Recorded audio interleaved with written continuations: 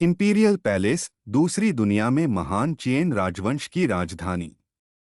पुराने सम्राट चिएन युआन के चौथे बेटे तुई 1000 सैनिकों की मौत के बाद गद्दी पर बैठे।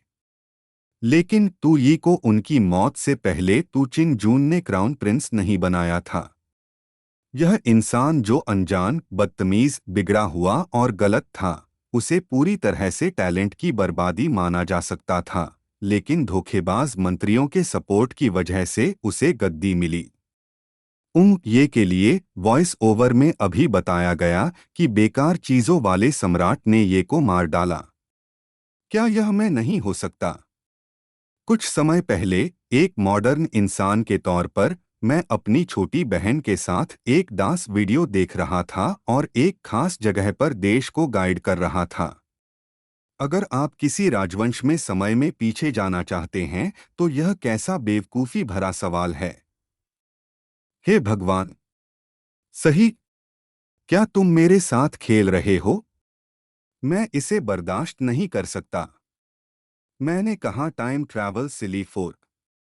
तो उन्होंने मुझे इस घोस्ट राजवंश में भी जोड़ दिया और एक spicy chicken opening scene set किया। देश से भागने का सिस्टम एक्टिवेट हो गया है। हेलो होस्ट, मैं आपका AI system assistant banyan bracelet हूं। आप मुझे बेन कह सकते हैं। तुम मेरे साथ क्या खेल रहे हो? क्या तुम मेरे साथ खेल रहे हो? यह सिस्टम होस्ट की इच्छा से बनता है। सीधे शब्दों में कहें तो जब तक आप चियान चाओ को गिरने देते हैं, आप असलियत में लौट सकते हैं। लगे रहो और मैं तुम्हारी मदद करने की पूरी कोशिश करूंगा। यही के लिए यह बेकार राजकुमार अचानक सोच में पड़ गया है। मैंने इस अजीब टाइम ट्रैवल सेटिंग के बारे में कभी नहीं सुना जहां चियान राजवंश का पतन मुझे असलियत में लौटने देता है। पहले जब भी वह मुझे देखता तो एक डरावनी मुस्कान देता। आज उसे हमेशा लगता था कि कुछ अलग है। मैं क्या पूछ रहा हूँ? जियाओ शू जियाओ की गोद ली हुई बेटी जियाओ ने आसान निगरानी और कंट्रोल के लिए तुई को हेरम में रखैल बना दिया। मैं उसकी प्रोफाइल और डेटा गेम की तरह क्यों देख सकता हूँ? यह होस्ट के लिए बिन का दिया हुआ दिल को छू लेने वाला असिस्टेंस फंक्शन है। देश को तबाह करने के मकसद में शामिल किसी भी खास कैरेक्टर को होस्ट कभी भी एक्सेस कर सकता है और उनकी जानकारी और डेटा को समझकर सभी लड़ाइयों में जीत हासिल की जा सकती है। क्या यह अभी मेरी कल्पना थी? उस पल मेरी तरफ उनकी नजरों में एक चमक सी दिखी। तो इस खूबसूरत छोटी बहन को जियावा ने मेरे पर्सनल चार्म पर नजर रखने के लिए अरेंज किया था। क्या यह बहुत ज्यादा नहीं है? मेरी घमंडी एक्टिंग स्किल्स को हिज हाइनेस ने एक नज़र में ही देख लिया। हिज हाइनेस, मैंने देखा कि आप अभी से ही बिना सोचे समझे काम कर रहे हैं, जैसे आपके दिमाग में कुछ चल रहा हो। नीचे दिए गए दो धोखेबाज मिनिस्टर हैं जिनका जिक्र शुरुआती कहानी में किया गया है। सही है। उनकी जानकारी भी देख सकते हैं।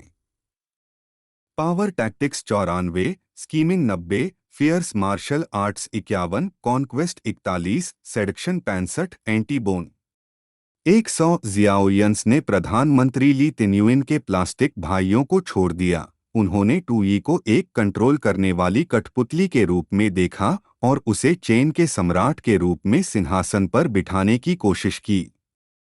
खैर, ली तेन्युइन की शक्ति और चालें सच में अविश्वसनीय हैं। महाराज की पहली ठंडी नजर डरावनी थी, लेकिन बेवजह मुझे उत्साहित कर गई। जियाओं का संख्यात्मक मूल्य थोड़ा कम है, लेकिन ऐसी कोई कमी नहीं है जिसे हेक्सागोनल योद्धा कहा जा सके। लाई महाराज, मुझे डर है कि आप चिंतित हैं कि आपको जो ड्रैगन सिंहासन मिलने वाला है वह सुरक्षित नहीं बैठेगा। नहीं, काश मैं सिंहासन पर बैठ पाता और जल्द ही मर जाता। अपने दत्तक पिता के असभ्य उकसावे के सामने महाराज कब और भी उदास हो गए। वह शांत और संयमित रहे। आखिरकार दिवंगत सम्राट का आखिरी आदेश क्राउन प्रिंस टू के लिए था, जो सिंहासन पर चढ़ने के लिए बाहर सैनिकों का नेतृत्व कर रहे थे। मूल रूप से पूर्व सम्राट द्वारा नामित क्राउन प्रिंस का नाम टुसु था। ऐसा लगता है कि वह अभी शाही राजधानी में नहीं है, बल्कि दूसरे शहर में सेना को लीड कर रहा है। अब हम वसीयत तोड़ रहे हैं और महाराज को गद्दी पर बैठने में मदद करने की तैयारी कर रहे हैं। कोई हैरानी नहीं कि ये दोनों लोग राजधानी में रहते हैं और इतना घमंडी होने की हिम्मत करते हैं। हालांकि वह ताबूत का ढक्कन धक्का देकर हमें नहीं मारेगा, लेकिन यह कहना मुश्किल है कि टुसु का क्या हुआ। वैसे भी गुजर चुके सम्राट की मौत की खबर अभी तक फैली नहीं है। क्यों न हम पहले अपने हाथों में नेशनल जेड सील लेकर जबरदस्ती शाही हुक्म जारी करने के लिए एक्शन लें। टुसु को गुजर चुके सम्राट के साथ जाने दें। अगर हम उनके प्लान को फॉलो करते हैं और टुसु को मारने का हुक्म जारी करते हैं, तो मैं गद्दी पर मजबूती से बना रहूंगा और देश को खत्म करने का मकसद जल्दी पूरा नहीं कर पाऊंगा। वे अभी भी कठपुतलियों की तरह उन्हें मैनिपुलेट करते रहेंगे। ये तियानुआन जियाओआ।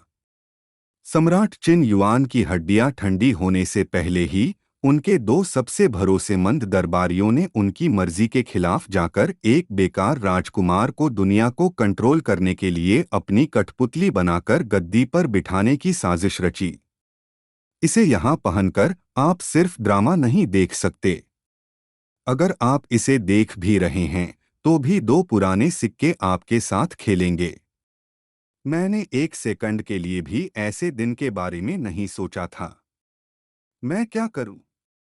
बस उन्हें मेरे साथ ऐसा करने दो। तो ये तुम क्या कर रहे हो? जब तक तू ही मरता है, यह चियांगुआ के गिरने जैसा है। परफेक्ट। चलो मैं। तो ये तुम्हारा क्या मतलब है? अब मैं सम्राट की जेड सील हूं। मैं इसे अपनी कस्टडी में रखूंगा। किसे मारना है, यह आखिरी फैसला मैं ही करूंगा। महाराज, क्या वह सच में ऐसा आदमी था जिसने अपने गोद लेने वाले पिता का इतना सीधा सामना करने की हिम्मत की? यह मेहनती लाइन, कौन सहमत है और कौन विरोध करता है? यह इमोशन, चेहरे का एक्सप्रेशन, इस बॉडी लैंग्वेज में टेंशन है। कितना हिम्मत वाला और बेपरवाह आदमी है। पहले महाराज कई तरह की फालतू हरकतें करते थे। यह सब एक्टिंग स्किल्स की बात है। और अब जब युशी उनके हाथ में है, तो उन्हें अपने लिए सबसे सही रोल मिल गया है। दूसरी तरफ मेरे गोद लेने वाले पिता अब सच में अंधे हो गए हैं। गद्दी पर बैठने से पहले तुम घमंडी थे, है ना? मुझमें तुम्हें ऊपर उठाने की काबिलियत है, लेकिन मुझमें तुम्हें मारने की काबिलियत भी है। तो चलो जल्दी से मुझे मार डालो। तुम 66 की कॉम्बैट वैल्यू वाले आदमी हो। मुझे निराश मत करो। ठीक है, देखो मैं तुम्हें गला घोंटकर मार डालता हूं। पापा प्लीज शांत हो जाओ। बहस मत करो। सबका एक ही मकसद है। पहले हम शांत क्यों न हो जाएं? ली टैन युआन, तुम शांत रह सकते हो। अरे, लगता है हमें और आग लगाने की जरूरत है। हम कैसे हैं? अरे अरे अरे सॉरी, मेरा हाथ फिसल गया। शाही जेड सील महान चियान राजवंश की किस्मत और अधिकार की निशानी है। यह सम्राट के हुक्म और दुनिया पर राज करने के लिए उनके मंत्रियों की ताकत की निशानी है। राजा चिंतु चियांग जून ने खुद को सम्राट ची युआन घोषित किया, जो इस बात की निशानी है कि क्वेन राजवंश हजारों पीढ़ियों तक टिक सकता है। जेड सील तोड़ना एक बड़ी सजा है। इस हद तक उकसाना, मुझे नहीं लगता कि तुम इसे बर्दाश्त कर सकते हो। क्या तुम मुझे अभी तुरंत मार डालोगे और मुझसे देश को खत्म करने का मिशन पूरा करवाओगे? तुम महाराज। नहीं महाराज, मजाक कर रहे हो। पूरी दुनिया आपकी है। जेड सील की तो बात ही छोड़िए। अगर यह टूट जाए तो कोई बड़ी बात नहीं है। देर हो रही है महाराज। जल्दी आराम करें और दूसरी बातें किसी और दिन करेंगे। नमस्ते। क्या सम्राट भी वही जुर्म नहीं कर रहा जो आम लोग कर रहे हैं और मुझे नहीं मार रहे? हमें टूई से छुटकारा पाने का कोई रास्ता निकालना होगा। क्या आप जानते हैं कि लॉर्ड जियाओ के टूई से छुटकारा पाने के क्या नतीजे हो सकते हैं? क्या नतीजे हो सकते हैं? आप बेशर्म इंसान ने असल में उस बच्चे को महाराज कहा था। कंफ्यूज्ड हैं? अब क्राउन प्रिंस सियो को मार रहा है और बाहर सेना ले जा रहा है। अगर स्वर्गीय सम्राट की मौत शाही राजधानी में किसी अनजान तरीके से हुई, तो क्या आप अंदाजा लगा सकते हैं कि स्वर्गीय सम्राट के ताकतवर अधिकारियों के तौर पर हम दोनों ही टूसू अंक के जुल्म और पूछताछ का पहला निशाना थे। तुई ने जेड सील तोड़ दी, जिससे हमारे पास तुसे डील करने के लिए एक कम मोलभाव करने का मौका बचा। हम सिर्फ उसी पर भरोसा कर सकते हैं जो गद्दी पर बैठने वाला था, इसलिए हम उससे कुछ समय के लिए छुटकारा नहीं पा सकते। एक पल रुको। क्या तुम यह कहना चाह रहे हो कि तुई ने जानबूझकर मुझे जेड सील को नष्ट करने से पहले तुसु को मारने से रोका? तुम फिर से लिख रहे हो कि तुसु असल में तुया के गद्दी पर बैठने में एक रुकावट था।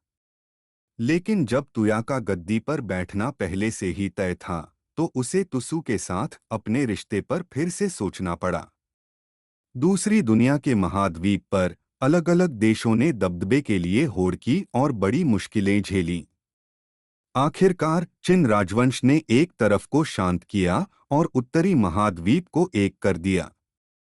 तुसु जैसी भारी सेना रखने के अलावा यह हमें कोर्ट में अपने कामों में हिचकिचाहट महसूस करा सकता है। और हम तुई को बहुत ज्यादा नजरअंदाज नहीं कर सकते। अगर हम तुई पर बहुत ज्यादा दबाव डालते हैं, तो वह तुसु को राजधानी में घुसने देगा और हमें खत्म होने देगा।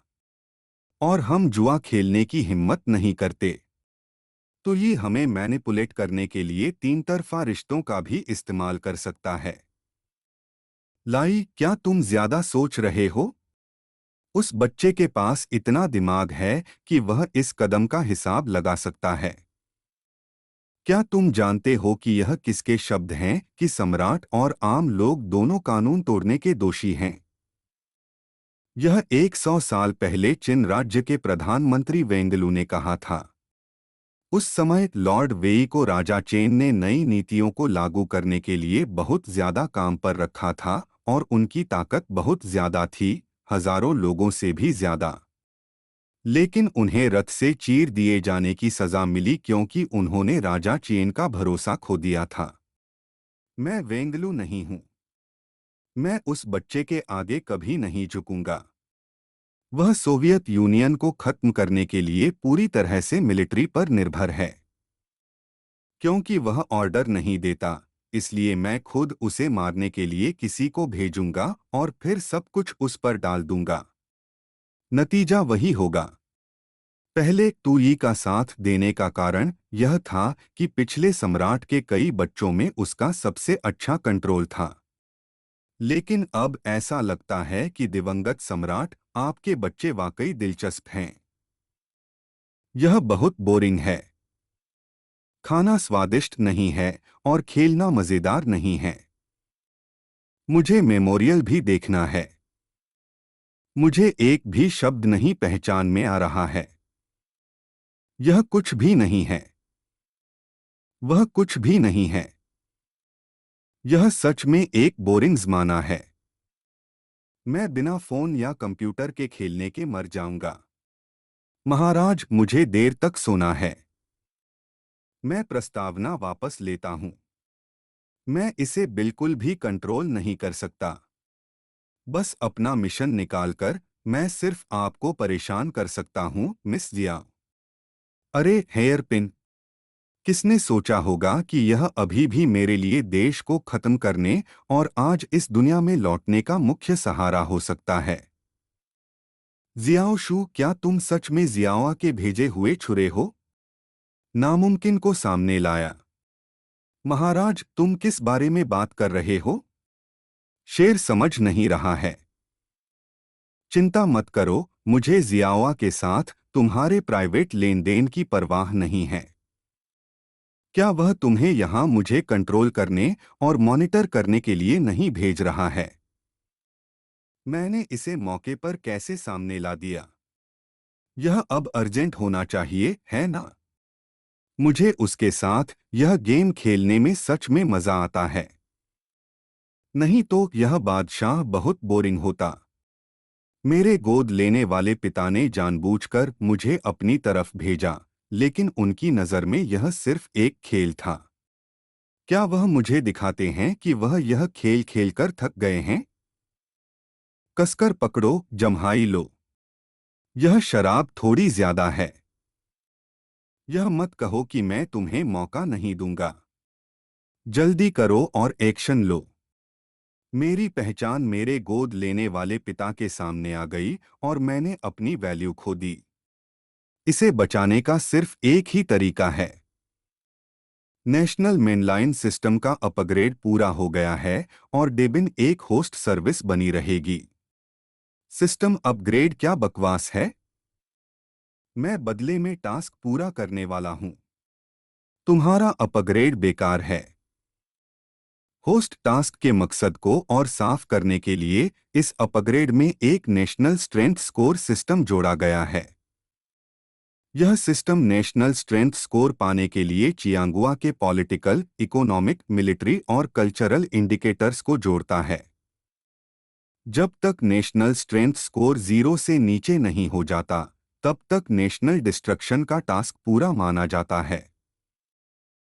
वैसे अभी का शुरुआती नेशनल स्ट्रेंथ स्कोर 100 है। रुको, क्या इसका मतलब है कि अगर मैं अभी मारा भी जाऊं तो जब तक मेरे नेशनल स्ट्रेंथ पॉइंट रीसेट नहीं होते, मिशन को फिर भी फेल माना जाएगा? अगर होस्ट अपनी अभी की वैल्यू पर मर भी जाता है तो भी पॉइंट 0 पर रीसेट नहीं होंगे। तुमने मुझे पहले क्यों नहीं बताया? और मेरी जिंदगी इतनी बेकार क्यों है? महाराज, शायद मुझे फिर से टेस्ट कर रहे हैं, लेकिन मेरे पास कोई रास्ता नहीं है। मैं सिर्फ एक जुआ खेल सकता हूं। सच में महाराज की एक्टिंग स्किल्स ने फिर से उसके साथ खेला। यह बहुत रिस्की है। मैं लगभग बच ही गया था। मेरे पास अभी भी छुरा घोंपने का मौका है। हम एक योद्धा के तौर पर, जिसका मार्शल आर्ट स्कोर सिर्फ 44 है, यह थोड़ा अनरियलिस्टिक है कि तुम जबरदस्ती मारना चाहते हो भले ही तुम टावर न चुरा सको। जियो, तुम बहुत बेसब्र थे और मैंने कुछ ही शब्दों में मारने का इरादा जगा दिया। यह कोई क्वालिफाइड जासूस नहीं है। हत्या फेल हो गई। क्या मैं मरने वाला हूं? यह कहाँ है? मुझे आपके महाराज द्वारा दंडित नहीं किया जाना चाहिए था। आपको सौंपा गया कार्य पूरा कर दिया है। पिता की धार्मिकता। यदि आप इस मामले को अच्छी तरह से नहीं संभाल सकते हैं तो आपके दत्तक पिता आपको दंडित करेंगे। प्रेम। आपको बुरा सपना क्यों आया? महाराज, मुझे मत मारो। मैंने आपको बताया था कि यह सिर्फ एक खेल है। न केवल मैं आपको नहीं मारूंगा, बल्कि मैं यह भी दिखावा करूंगा कि मुझे पता नहीं है, और आपको संदेश देने दूंगा। आखिरकार केवल इस तरह से ही खेल मजेदार हो सकता है। उदाहरण के लिए, अब मुझे एक बहुत ही दिलचस्प शाही फरमान का मसौदा तैयार करने की आवश्यकता है। आपके महाराज ने ऐसा भयानक भाव दिखाया। आपको अपने दत्तक पिता के खिलाफ फिर से कार्रवाई करने के लिए तैयार होना चाहिए, है ना? एक्स ब्रश से लिखना बहुत मुश्किल है। कॉल करें।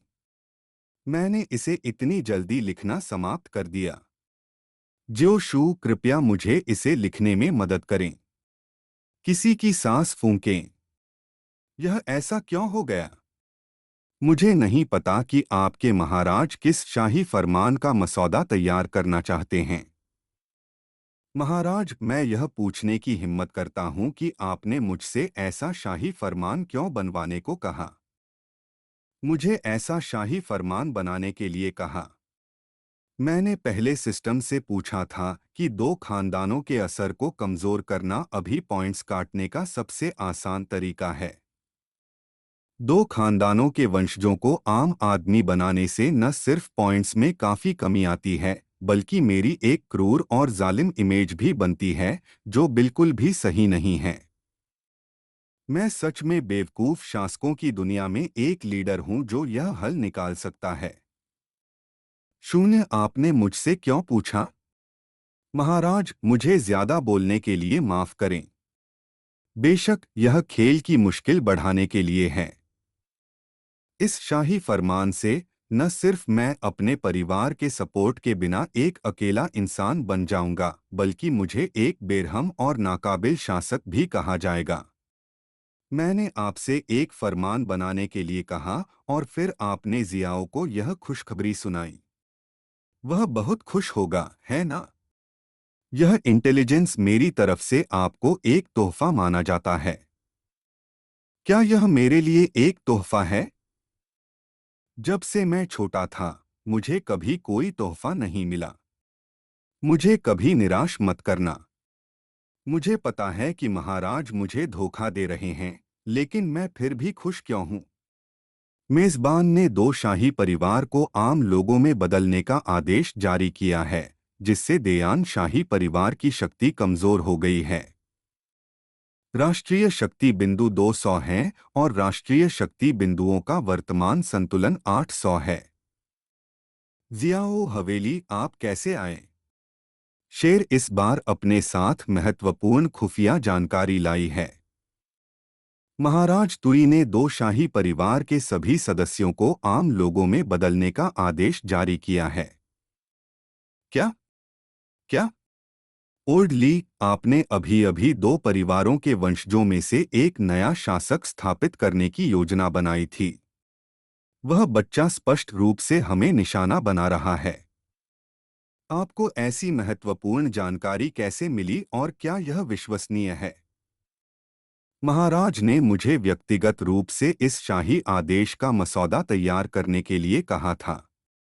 क्या आपने हमारे रहस्य लीक किए? मेरे दत्तक पिता शुअर के पास यह नहीं है। यह मेरे लिए अभिनय न करें। यदि यह उस छोटे से सफेद चेहरे के लिए आपकी पसंद के लिए नहीं होता और मुझसे निपटने में उसकी मदद नहीं करता, तो वह आपको एक योजना के साथ आने के लिए कह सकता था। मिस्टर जियाओ, शांत हो जाइए। अगर जियाओ शू ने जानकारी लीक कर दी और आदेश जारी कर दिया, हमें कैसे पता चला कि यह इतनी कलह करने की तुया की योजना है? मुझे बिना प्राधिकरण के नया शासक स्थापित न करने दें। जरूर यह आपके दत्तक पिता थे जिन्होंने पहले आप पर गलत आरोप लगाया था। क्या आप अपने दत्तक पिता को दोष दे सकते हैं? जरूर हिम्मत नहीं। लाई, ऐसा लगता है कि नया शासक स्थापित करने का आपका कदम निराशाजनक है। यह मेरी योजना पर निर्भर करता है। जब वह पहली बार अदालत में जाएगा, तो मैं अधिकारियों को उसे अदालत में अपमानित करने के लिए जुटाऊंगा। उसे बता दें कि अदालत में अंतिम निर्णय किसका है। श्री जियाओ, मुझे लगता है कि आपकी योजना क्या है। इसे भूल जाइए। यह आप पर निर्भर है। जियाओ कोई ऐसा व्यक्ति नहीं है जो बड़ा काम कर सकता है। अब मेरे पास अपनी योजनाएं होनी चाहिए। शाही आदेश तैयार है और जारी होने के अच्छे अवसर की प्रतीक्षा कर रहा है, लेकिन अंक साफ होने से पहले अभी भी काफी अंतर है। सावधानीपूर्वक विचार करने पर राष्ट्रीय शक्ति बिंदुओं को घटाने के अभी भी कई तरीके हो सकते हैं। वैसे इतिहास में जब किसी देश को उखाड़ फेंका गया और कोई शासक अक्षम था, तो उसने न केवल विश्वासघाती अधिकारियों पर भरोसा किया, बल्कि सरकार को भी नजरअंदाज किया। लोगों से महिलाओं को जबरन छीन लिया और रखैलों की भर्ती की। बस इसे ऐसे ही करो। दिवंगत सम्राट की हड्डियां ठंडी होने से पहले मैं माचू दरबार के मंत्रियों की महिला रिश्तेदारों को उनकी सेवा के लिए महल में जबरन भर्ती करने का आदेश जारी करूंगा। इससे उन्हें निश्चित रूप से ठंड लगेगी। इससे न सिर्फ बहुत सारे पॉइंट्स कटते हैं, बल्कि खुद के लिए भी फायदे की लहर आती है। यह सच है कि मैं ऐसा ट्रेंडी ऑपरेशन कर सकता हूं। मैं जियाओआ और ली तियानुआन को तुरंत शाही स्टडी में बुलाऊंगा। हाँ, तमीज मत दिखाओ। दो प्यारे मंत्री, बैठ जाओ और इसे अपने घर जैसा समझो। आह महाराज, शुक्रिया। मैंने कहा, महाराज आप भी गद्दी पर बैठ गए हैं। कल क्या आप कोर्ट जाकर दरबारियों से जान पहचान करेंगे? मैं बाद में कोर्ट में जियाओ पार्टी के मंत्री से बात करूंगा और कल मिलकर तुम्हें सत्ता से बेदखल कर दूंगा। राजनीति में मेहनत तो बोनस है ना? मुझे चक्कर आ रहा था और गद्दी पर बैठने के तुरंत बाद मैं कोर्ट चला गया। कोर्ट जाना या ऐसा कुछ करना बहुत मुश्किल काम है। जब मैं पहली बार गद्दी पर बैठा था तो मुझे ज्यादा अनुभव नहीं था। वैसे भी मैं आप दोनों पर भरोसा कर सकता हूं, महाराज। कोर्ट के मामले आप दोनों के लिए परेशानी वाले होंगे। सच में, महाराज ने जियावा के कोर्ट में आने के अनुरोध को मना कर दिया। उसने न सिर्फ अंदाजा लगाया कि जियावा उसे दरबार में दबाना चाहता है, बल्कि अपनी प्रजा पर भरोसा करने का कारण भी बताया, जो पक्का है। जियावा की कच्ची रणनीति उसके सामने सोचने लायक नहीं है। शाही हरम से पॉइंट्स काटने की मेरी योजना को छोड़ने का समय आ गया है। खांसी खांसी। अभी दरबार जाने की बात पर बात नहीं करते। असल में मैं आज तुम दोनों के साथ कुछ बात करने आया था। अब मुझे सम्राट के हरम के रूप में सम्मान मिला है, लेकिन सिर्फ जियाओशु बचा है। यह सच में शर्मनाक है। मैंने सुंदर महिलाओं को ढूंढकर उन्हें हरम में भर्ती करने का फैसला किया है। जैसे ही दिवंगत सम्राट को दफनाया गया, वह अपने निचले शरीर के बारे में सोचने लगा। उसने ऐसा बेशर्म इंसान पहले कभी नहीं देखा था। हमें खास तौर पर उन मामलों पर मिलने और चर्चा करने के लिए बुलाना और हरम को बुलाना, जिनका राष्ट्रीय मामलों से कोई लेना देना नहीं है। यह कौन सी चाल है? वैसे इस मामले को जल्द से जल्द सुलझाना होगा। कृपया जितनी जल्दी हो सके मेरे राष्ट्रीय ताकत के पॉइंट्स को रीसेट करें। महाराज, मैं पूरी दुनिया से खूबसूरत महिलाओं की खोज का समर्थन करता हूं, लेकिन जल्दी में। मैं समझता हूं कि हम पूरी दुनिया से खूबसूरत महिलाओं को जल्दी में नहीं खोज सकते।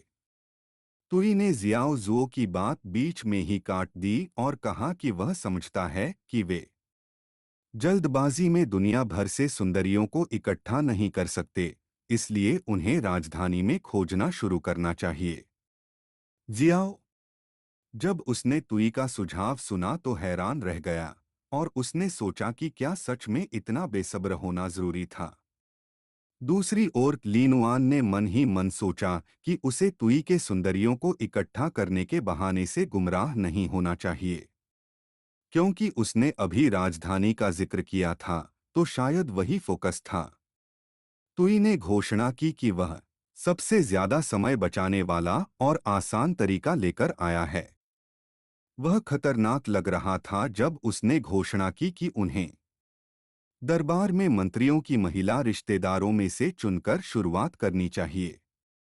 तुई का प्रस्ताव सुनकर ली तनवान डर गया। कुछ पल बाद मंत्री स्टडी से बाहर आए और जब वे सीढ़ियों से नीचे जा रहे थे, तो जियाओ जुओ ने बड़बड़ाते हुए कहा कि तुई राज्य के मामलों को नजरअंदाज करता है और हारिम को भी बढ़ाना चाहता है, जो एक सच्चे तानाशाह की लय होती है। जियाओ ने आगे कहा कि तुई खुद को सम्राट की जगह रखकर अपनी ही कब्र खोद रहा है, जिससे उनकी बहुत मेहनत बच जाएगी। लेकिन वह चौंक गया जब ली तनवान अचानक उस पर चिल्लाया और कहा कि बस बहुत हो गया। ली तनवान गुस्से में लग रहा था और उसने चेतावनी दी कि अगर जियाओ इसी तरह तुई को कम आंकता रहा तो उनके पूरे परिवार को मार डाला जाएगा। जियाओ हैरान रह गया और ली तनवान की हरकतों से चुप हो गया। ली तनवान को जल्दी ही एहसास हो गया कि उसने क्या किया है और उसने तुरंत अपना आपा खोने के लिए दूसरी तरफ देखा। उसने जियाओ से माफी मांगी क्योंकि वह पहले अपना आपा खो बैठा था, लेकिन उसने समझाया कि तुई की हरकतें एक चालाकी भरी स्ट्रेटेजी का हिस्सा थीं। और जब जियाओ जुओ ने सुना कि यह एक स्ट्रेटेजी थी, तो उसने माना कि उसने इसे नहीं देखा था। ली तनवान ने बताया कि तुई ने कोर्ट में उसे शर्मिंदा करने की जियाओ जुले की योजना को नाकाम कर दिया, जिससे पता चलता है कि वह उनके इरादों को अच्छी तरह जानता था। जियो ने तर्क दिया कि वे प्लान बनाने के ठीक बाद उन्हें महल में बुलाया गया ताकि जानकारी लीक होने का कोई चांस ना रहे। ली तन्युइन ने कहा कि इससे पता चलता है कि तुई को इसका पहले से अंदाजा था, जिसकी वजह से ये इतना डरावना था। और सिर्फ इतना ही नहीं, दरबार न लगाने के अलावा तुई हारिम को भी बढ़ाना चाहता था। और ये काम भले ही नरमी भरे और गुमराह करने वाले लगें, लेकिन वे उन्हीं के लिए थे, जिससे स्ट्रैटेजी की एक मजबूत चेन बन गई। दोनों मंत्रियों को लगा जैसे महल के गेट से एक डरावनी काली आभा निकल रही हो जब वे उसे देख रहे थे। जियाओ ने ली तन्युइन से पूछा कि स्ट्रैटेजी की इस मजबूत चेन का क्या मतलब है। ली तन्युइन ने बताया कि तुई को दरबार न लगाने का भरोसा था, क्योंकि उसे लगता था कि वो ऐसा किए बिना भी राज्य के मामलों को कंट्रोल कर सकता है। उसका चेहरा डरा हुआ लग रहा था जब उसने बताया कि दरबारियों की महिला रिश्तेदारों को हारिम में शामिल करके वो सीधे मंत्रियों को शादी के जरिए जीत सकता था और दरबार में उनके असर को कम कर सकता था। हालात की गंभीरता को समझते हुए जियाओ घबरा गया और उसने पूछा कि उन्हें क्या करना चाहिए। ली तियानुआन मुस्कुराया और पूछा कि वे और क्या कर सकते हैं, और बताया कि तुई अभी सम्राट है और वो दोनों खानदान और हारिम को नेचुरली बढ़ाना चाहता है। वो जियाओ जुओ की तरफ मुड़ा और दो खास औरतों के बारे में सोचते हुए ली तियानुआन शरारत से मुस्कुराया और उसने कहा कि तुई की प्रजा होने के नाते उन्हें नेचुरली उसकी इच्छाएं पूरी करनी होंगी। कुछ दिनों बाद महल के साइड हॉल में ली तियानुआन तुई से बात करने गया और उसने बताया कि तुई के ऑर्डर के अनुसार पिछले कुछ दिनों में दोनों खानदान के सभी वंशजों को आम लोगों में डिमोट कर दिया गया था, सिवाय सबसे बड़े राजकुमार तुई के, क्योंकि वो बाहर तैनात था इसलिए ऑर्डर अभी तक उस तक नहीं पहुंचा था। लेकिन तुई ने जवाब दिया कि वे जरूरी नहीं है, इसलिए वे इस बारे में बाद में बात करेंगे। जब उसने पूछा कि उसने जिन हारिम का ऑर्डर दिया था उनका सिलेक्शन कैसा रहा, तो वो लाल हो गया। ली तन्युन में बताया कि वे तुई के आदेश को फेल नहीं कर पाए थे, लेकिन कम समय होने की वजह से उन्होंने उनसे माफ करने की रिक्वेस्ट की। उसने ताली बजाकर लेडीज को बुलाया और कहा कि वे बाहर आएं और तुई को देखने दें। तुई लेडीज को देखने के लिए बहुत एक्साइटेड लग रहा था। जब उसने अपने सामने बहुत सारी खूबसूरत लेडीज को लाइन में खड़ा देखा तो वो हैरान रह गया। तुई की आंखें तुरंत चमक उठीं और उसके मुंह से लार टपकने लगी, क्योंकि वो सोच रहा था कि क्या ये जन्नत है। और जब ली तनवान ने ये देखा तो उसने निराशा से तुई को देखा। लेडीज ने तुई को सलाम किया और तुई ने गला साफ किया और कहा कि वे उठ सकती हैं। अभी भी लार टपकाते हुए तुई ली तनवान के पास गया और उससे पूछा कि क्या उस समय उसने जिन रखैलों को रखा था उनमें से कोई ऐसी है जो भोग विलास करना पसंद करती है। ली तनवान ने जवाब दिया कि उसे ठीक से समझ नहीं आया कि तुई के भोग विलास से क्या मतलब है। तुई ने ली तनवान पर बेगुनाह होने का नाटक करने का आरोप लगाते हुए भौएं चढ़ाईं और सोचा कि क्या ली तनवान एक आदमी होने के नाते बातचीत का मतलब नहीं समझ पाए, भले ही उन्होंने पहले कभी इंडल्जेंस के बारे में नहीं सुना हो। ली तनवान सोच रहे थे कि क्या तुई को शक हो रहा है। ली तनवान ने कहा कि उस समय महल में लाई गई ज्यादातर रखैलें असरदार अमीर परिवारों से थीं, जो ऊपर से ठीक लग रहा था, और दो औरतों को छोड़कर कोई दिक्कत नहीं हुई। वे फैन ताऊ और जूट शाह थीं। ली तनवान को याद आया कि एक दशक से भी पहले महान केएन राजवंश के सम्राट केएन के राज में दो खास परिवारों, फैन परिवार और जूज परिवार ने गुजर चुके सम्राट को नाराज कर दिया था और उन्हें खत्म कर दिया गया था। उन्हें अचानक एक ख्याल आया और उन्होंने फांसी देते समय चुपके से उन दो जवान लड़कियों को बचा लिया। एल तनवान ने बताया कि पिछले एक दशक या उससे ज्यादा समय से उन्होंने उनकी पहचान छिपा कर रखी थी और उन्हें अपने साथ पाला था। उन्होंने आगे कहा कि अचानक दोनों महिलाओं को अपने पहले के राजाओं का टैलेंट विरासत में मिला था और वे उनके हाथों की अहम मोहरें बन गईं। एक रात ली तनवान ने फैन ताऊ और जूड शाह को बुलाया। जैसे ही दोनों महिलाओं ने उनके सामने सिर झुकाया, ली तनवान ने बताया कि केएन सम्राट, जिसने उनके पूरे परिवार को खत्म कर दिया था, पहले ही मर चुका है। ये खबर सुनकर दोनों महिलाएं डर गईं और जब ली तनवान ने कहा कि वे दोनों पर्सनली बदला नहीं ले सकती, तो उन्होंने उनसे पूछा कि क्या उनके मन में कोई नाराजगी है। ली तनवान ने आगे कहा कि उनके सामने दोनों खानदानों के गिरने का मौका था, लेकिन इसमें बहुत रिस्क था क्योंकि नया सम्राट तुई ना सिर्फ चालाक था बल्कि बिगड़ा हुआ और बेरहम भी था।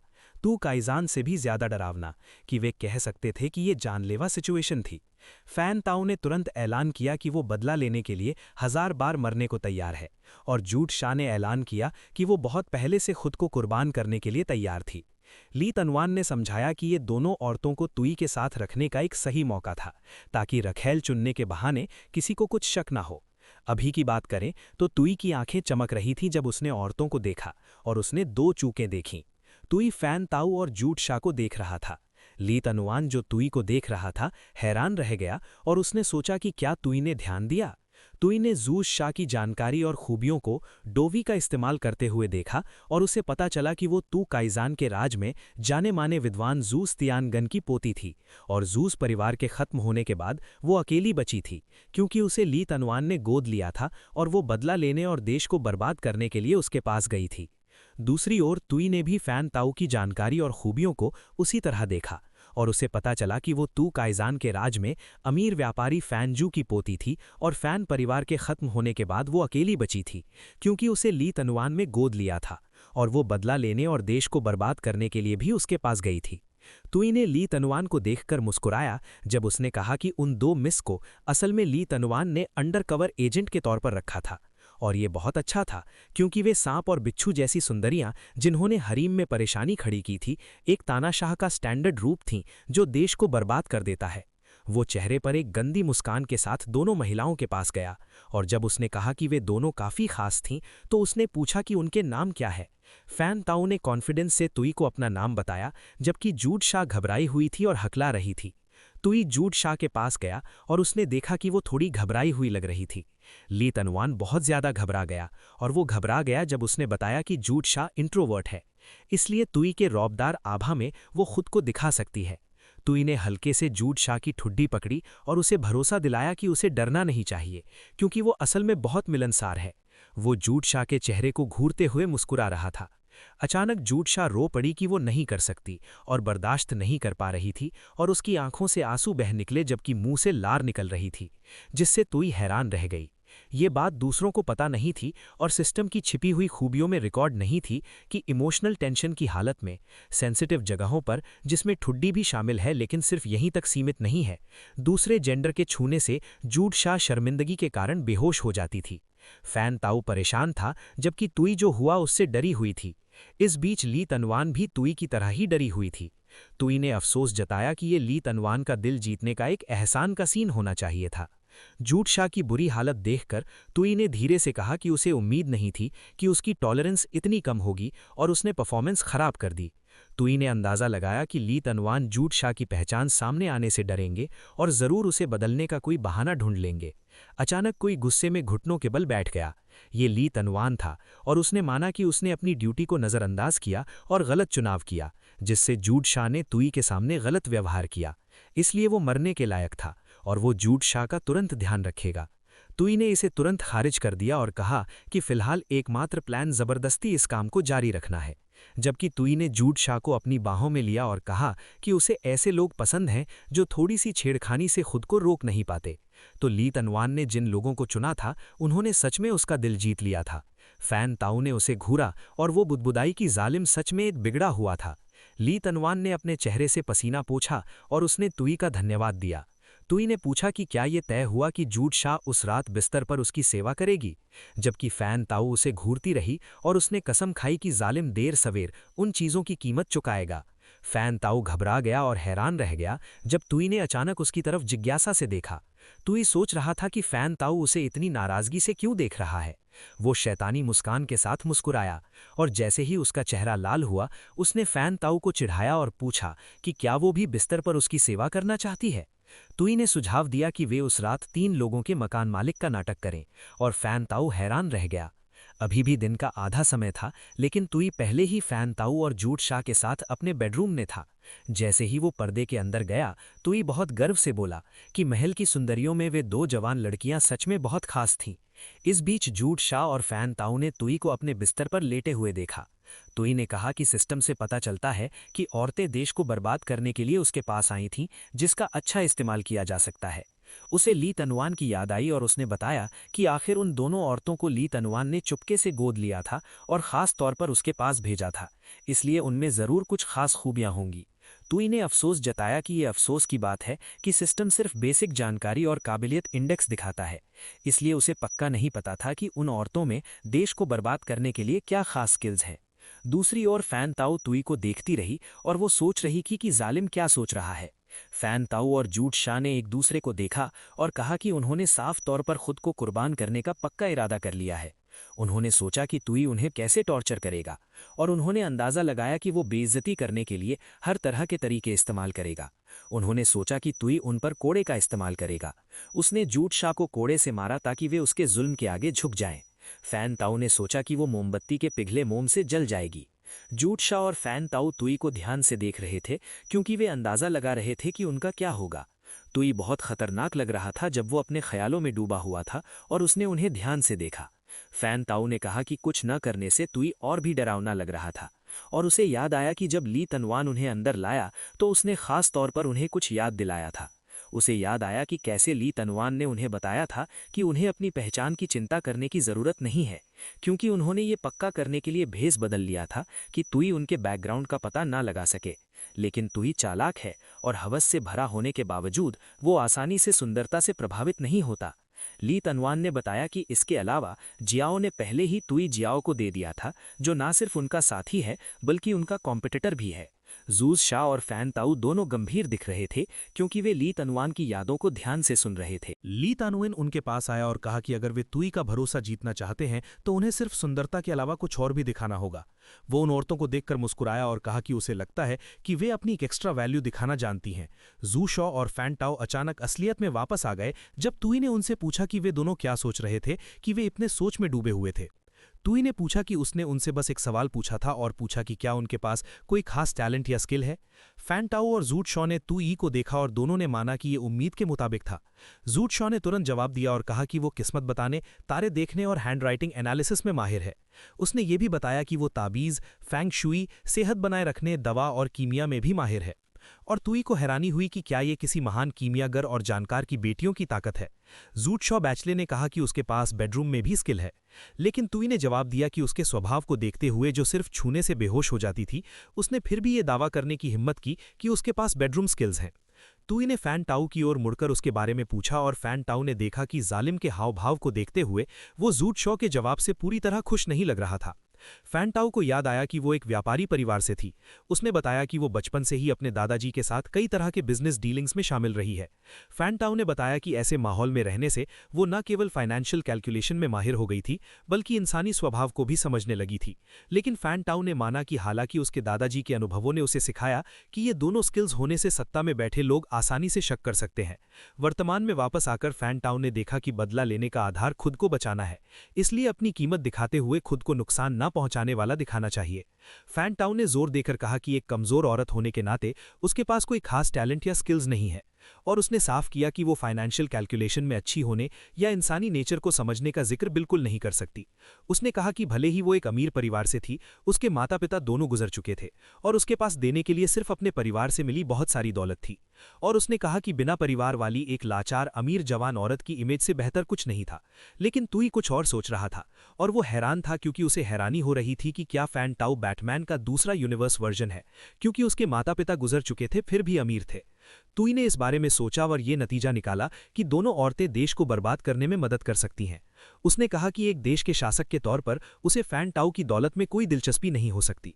तुई ने कहा कि इसके उलट उसने फैन टाओ से पूछा कि क्या वो उसके लिए देश का खजाना मैनेज करने को तैयार होगी, और जब तुई ने यह प्रपोज किया तो फैन टाओ शर्मा गया। लेकिन जब उसे आखिरकार सारी बातें समझ में आई और उसे एहसास हुआ कि तुई ने असल में क्या प्रपोज किया था तो वो डर गई। उसे पता नहीं था कि तुई ने देखा कि फैन टाओ एक प्रॉफिट कमाने वाले व्यापारी परिवार से है जो गबन और फाइनेंशियल धोखाधड़ी में माहिर है, इसलिए देश का खजाना खाली करना और आर्थिक तबाही मचाना उसे सौंपा जा सकता है। तुई ने झूठ शाह की ओर रुख किया और कहा कि जहां तक उसकी बात है जो जानकारों के परिवार से है, पुराने जमाने में जालिमों का हमेशा उन लोगों के लिए झुकाव रहा है जो अमरता पाने के जुनून में रहते हैं। और चूंकि झूठ शॉ टैलेंटेड था, इसलिए वो उसे महिला नेशनल टीचर अपॉइंट करेगा और वो शाही हॉस्पिटल की देखरेख भी करेगी और कीमिया के जरिए उसकी लंबी उम्र के लिए जिम्मेदार होगी। झूठ शॉ भी तुई की बात सुनकर डर गई। दूसरी ओर तुई सोच रही थी कि झूठ शॉ कैसे जहन बनाएगी, जबकि वो उसे प्यार से बताएगी कि दवा का समय हो गया है, और उसने अपने शरीर को कम करने का काम झूठ शॉ को सौंप दिया। तुई को कुछ याद आया और उसने कहा कि वो लगभग एक जरूरी बात भूल ही गया था, और झूठ शाह पहले से ही महिला नेशनल टीचर थी। शीशॉ घबरा गई और कंफ्यूज हो गई क्योंकि उसे अंदाजा था कि तुई क्या अनाउंस करने वाली है। तुई ने कहा कि जब झूठ शाह भविष्य में उससे मिले तो उसे अपना टॉय स्ट्रोप पहनना चाहिए, और जैसे ही उसने ये सोचा उसने कहा कि कॉस्प्ले बहुत बढ़िया है। जब झूठ शॉ ने सुना कि तुई ने क्या प्रपोज किया तो वो बहुत डर गई। इस बीच तुई को चीजें सोचकर नाक से खून आ रहा था और उसने सुझाव दिया कि चूंकि वे कॉस्प्ले कर रहे थे तो उन्हें पूरी तरह से तैयार हो जाना चाहिए। अपनी लेडीज को पॉपुलर कॉस्ट्यूम पहने हुए देखते हुए तुई बहुत एक्साइटेड लग रहा था और उसने कहा कि पैलेस हरीम में कॉस्प्ले पार्टी करना बुरा आइडिया नहीं हो सकता। शाम हो चुकी थी और जियाओ मेंशन के स्टडी रूम में अभी भी लाइट जल रही थी। कोई बिजी था, अपने ब्रश से लिख रहे थे। वो जियाओ जू था और लिखते हुए शैतानी मुस्कान दे रहा था। उसने जो लिखा था उस पर मोहर लगाने की तैयारी की और ऐलान किया कि अगर बदमाश तुई उस शाही हुक्म को मानने से मना करता है तो वो खुद इसका ध्यान रखेगा, क्योंकि जब तक वो चाहे येड सील की नकल करना आसान है। जैसे ही उसने अपनी लिखाई को एक स्क्रोल में रोल किया, जियाओ जू ने कहा कि हालांकि तुस्सू सैनिकों को लीड करने में माहिर है, लेकिन वो बहुत होशियार नहीं है, जिससे वो आंख बंद करके वफादार बन जाता है। इसलिए भले ही शाही हुक्म उसे तुरंत आत्महत्या करने का हुक्म दे, वो बिना किसी शक के मान जाएगा, और जब तक तुस्सू खत्म नहीं हो जाता तुई के पास कोई मदद नहीं बचेगी और वो उसकी दया पर होगा। अचानक जियाओ जू ने हुक्म दिया कि कोई अंदर आए। जियाओ जू परिवार का जनरल जियाओ शिन कमरे में आया और जियाओ जू को सलाम करते हुए उसने जियाओ जू से गुजारिश की कि वो अपना हुक्म दे। जियाओ जू ने जियाओ शिन को स्क्रोल वाला एक बॉक्स दिया और कहा कि वो तुरंत उत्तरी देश के लिंटांग शहर जाए और नॉर्दर्न गैरिसन के कमांडर तू को शाही हुक्म दे। वो शैतानी मुस्कान के साथ बोला और कहा कि जियाओ शिन को तू को अपनी आंखों से आत्महत्या करते हुए देखना होगा और उसका सिर वापस लाना होगा, क्योंकि वो तुई को एक तोहफा भेजना चाहता था। जियाओ शिन ने बॉक्स ले लिया और मान गया। इसी बीच जियाओ हवेली के स्टडी रूम की छत पर कोई आया। उस आदमी ने एक चिड़िया पर एक मैसेज चिपकाया और फुसफुसाकर कहा कि उन्हें तुरंत लॉर्ड जियाओ को बताना होगा। उस आदमी ने चिड़िया को छोड़ दिया और उसे रात के आसमान में उड़ने दिया। चिड़िया पूरे चांद के नीचे बहुत ऊपर उड़ गई। कुछ पल बाद जियाओ परिवार के सैनिक एक जंगल में घूमे। घूमते समय उन्हें नहीं पता था कि पेड़ों के ऊपर छिपे हुए लोग उनका इंतजार कर रहे हैं। उनमें से एक औरत थी जिसके पास मैसेज वाली चिड़िया थी और उसने सबको तैयार रहने को कहा। लेकिन जैसे ही उसने पेड़ की डाल पर खड़े होने की कोशिश की, उसका पैर अचानक फिसल गया। उसके साथी घबरा गए और कंफ्यूज भी हो गए जब उन्होंने देखा कि वो नीचे गिर गई है। जैसे ही वो गिरी, उस औरत ने चिल्लाकर उन्हें हटने का ऑर्डर दिया और वो जमीन पर गिर गई। वो औरत लॉर्ड जो थी और जब उसके एक आदमी ने कहा कि उसकी पैसिव बैड लक एबिलिटी फिर से चालू हो गई है, तो दूसरे ने कहा कि उसे उस तक आदत हो गई थी। अभी भी अजीब हालत में लॉर्ड जो ने अपने आदमियों से पूछा कि वे वहां क्यों खड़े हैं और उनसे कहा कि वे चलें। दूसरी ओर जियाओशिन अपने घोड़े पर सवार था। जब उसने कुछ देखा और घबरा गया, उसने देखा कि एक रस्सी उनका रास्ता रोक रही है और उसने तुरंत अपने घोड़े की रस्सी खींचकर रोक दी। इसी बीच दूसरे सैनिकों ने अपनी रस्सी एक तरफ कर ली क्योंकि वे जियाओशिन से टकराने से बचने की कोशिश कर रहे थे। अचानक धमाके हुए और इससे सैनिक और उनके घोड़े दोनों उड़ गए। जब धमाके का धुआं छटने लगा तो एक सैनिक ने खड़े होने की कोशिश की, लेकिन अचानक उसकी पीठ पर कुछ लगा और उसे खून की उल्टी होने लगी। सैनिक तब घबरा गए जब उन्होंने पेड़ों के तनों से बहुत सारे काले लोगों को अपनी ओर कूदते देखा। जब अनजान लोग पेड़ों से नीचे उतरे तो उन्होंने सैनिकों की ओर कुछ फेंका। वे ब्लेड थे और जियाओशिन ने अपनी तलवार से उन्हें रोक दिया। जैसे ही वे जमीन पर उतरे, उन्होंने कहा कि लॉर्ड जो ने उन्हें किसी को भी भागने नहीं देने का आदेश दिया है, इसलिए उन्हें जियाओशिन को रोकना होगा। जियाओशिन को गुस्सा आया और उसने पूछा, एक मामूली विद्रोही की हिम्मत कैसे हुई शाही हुक्म को रोकने की। दोनों आदमी हैरान रह गए और वे जियाओशिन से डर गए। जियाओशिन अपने घोड़े पर आदमियों की ओर दौड़ा और उसने उन पर अपनी तलवार घुमाई जिससे वे मारे गए। लेकिन ज्याओशिन हैरान रह गया जब उसने अपने ऊपर उड़ते हुए काले पक्षी को देखा। जब ब्लैकबर्ड्स की आकृति ने चांद को ढक लिया तो अचानक एक रहस्यमयी आकृति ज्याओशिन के घोड़े के पीछे आ गई और उससे पूछा कि क्या उसे कुछ और नहीं पता। ज्याओशिन उस रहस्यमयी आकृति को देखकर डर गया। अचानक लॉर्ड जो ज्याओशिन के पीछे आ गए और जब उन्होंने उनके गले पर खंजर तान दिया तो ज्याओशिन ने उन्हें पहचान लिया, क्योंकि वे घबराकर हकलाते हुए कह रहे थे कि ये वही हैं। ज्याओशिन ने बताया कि वे कुंग गार्ड के सदस्य हैं। अचानक ज्याओशिन का गला कटने से खून बहने लगा। जब ज्याओशिन का शरीर उनके घोड़े पर गिरा हुआ था तो लॉर्ड जो के एक आदमी उनके पास आया और उन्हें वो बॉक्स दिया जिसमें स्क्रोल था। उस आदमी ने बॉक्स खोला और जैसे ही स्क्रोल सामने आया, लॉर्ड जो ने कहा कि हाँ, ज्याओशिन के पास शाही हुक्म मिला है। लॉर्ड जो ने बताया कि तानाशाह शासक द्वारा जारी किए गए हुक्म में प्रिंस तुस्सू को आत्महत्या करने का आदेश दिया गया था। उस आदमी ने लॉर्ड जो से पूछा कि क्या उनका काम उस रात हद पार करना नहीं था, क्योंकि ये सम्राट का आदेश था। लेकिन जब लॉर्ड जो ने उस पर कुछ फेंका लेकिन वो चूक गए तो वो डर गया। लॉर्ड जो ने कहा कि शांति के कुछ ही दिन हुए थे और वे अपने कुंग गार्ड का असली इरादा पहले ही भूल गए थे। उसने समझाया कि जब रोशनी होती है तो परछाई भी होती है और सिर्फ ताकतवर ही कमजोर को जन्म दे सकता है। इसलिए वे कुंग गार्ड केंग के गुजर चुके सम्राट की रक्षा के लिए अंधेरे में काम करते हैं। लॉर्ड जो ने कहा कि वे बेरहमी से काम कर सकते हैं और खूनी तरीके इस्तेमाल कर सकते हैं। वे जानकारी इकट्ठा करने के लिए सीक्रेट मीटिंग्स पर भी जासूसी करते हैं। लेकिन उसने कहा कि उन्हें ये नहीं भूलना चाहिए कि उनकी वफादारी गुजर चुके सम्राट की थी। लॉर्ड जो गुस्से में दिखे जब उन्होंने बताया कि गुजर चुके सम्राट ने तू को क्राउन प्रिंस बनाया था और चूंकि वे गुजर चुके थे इसलिए उनकी इच्छाओं का पालन करना और तू का साथ देना उनका फर्ज था। लेकिन अभी तुई ना सिर्फ राजगद्दी का इस्तेमाल कर रहा था बल्कि वो क्राउन प्रिंस को नुकसान भी पहुंचाना चाहता था। उसने अपने हाथ से स्क्रोल को कुचल दिया और वो टुकड़े टुकड़े हो गया। वो आदमी चुपचाप लॉर्ड जो को देख रहा था क्योंकि कागज के टुकड़े धीरे धीरे नीचे गिर रहे थे। लॉर्ड जो ने ऐलान किया कि तुई ही वो दुश्मन है जिसे कुंग गार्ड को खत्म करना है। जैसे ही वो गायब होने लगी उसने अपने आदमियों को कहा कि वे जगह को अच्छी तरह से साफ कर लें और कोई भी जानकारी लीक ना होने दे।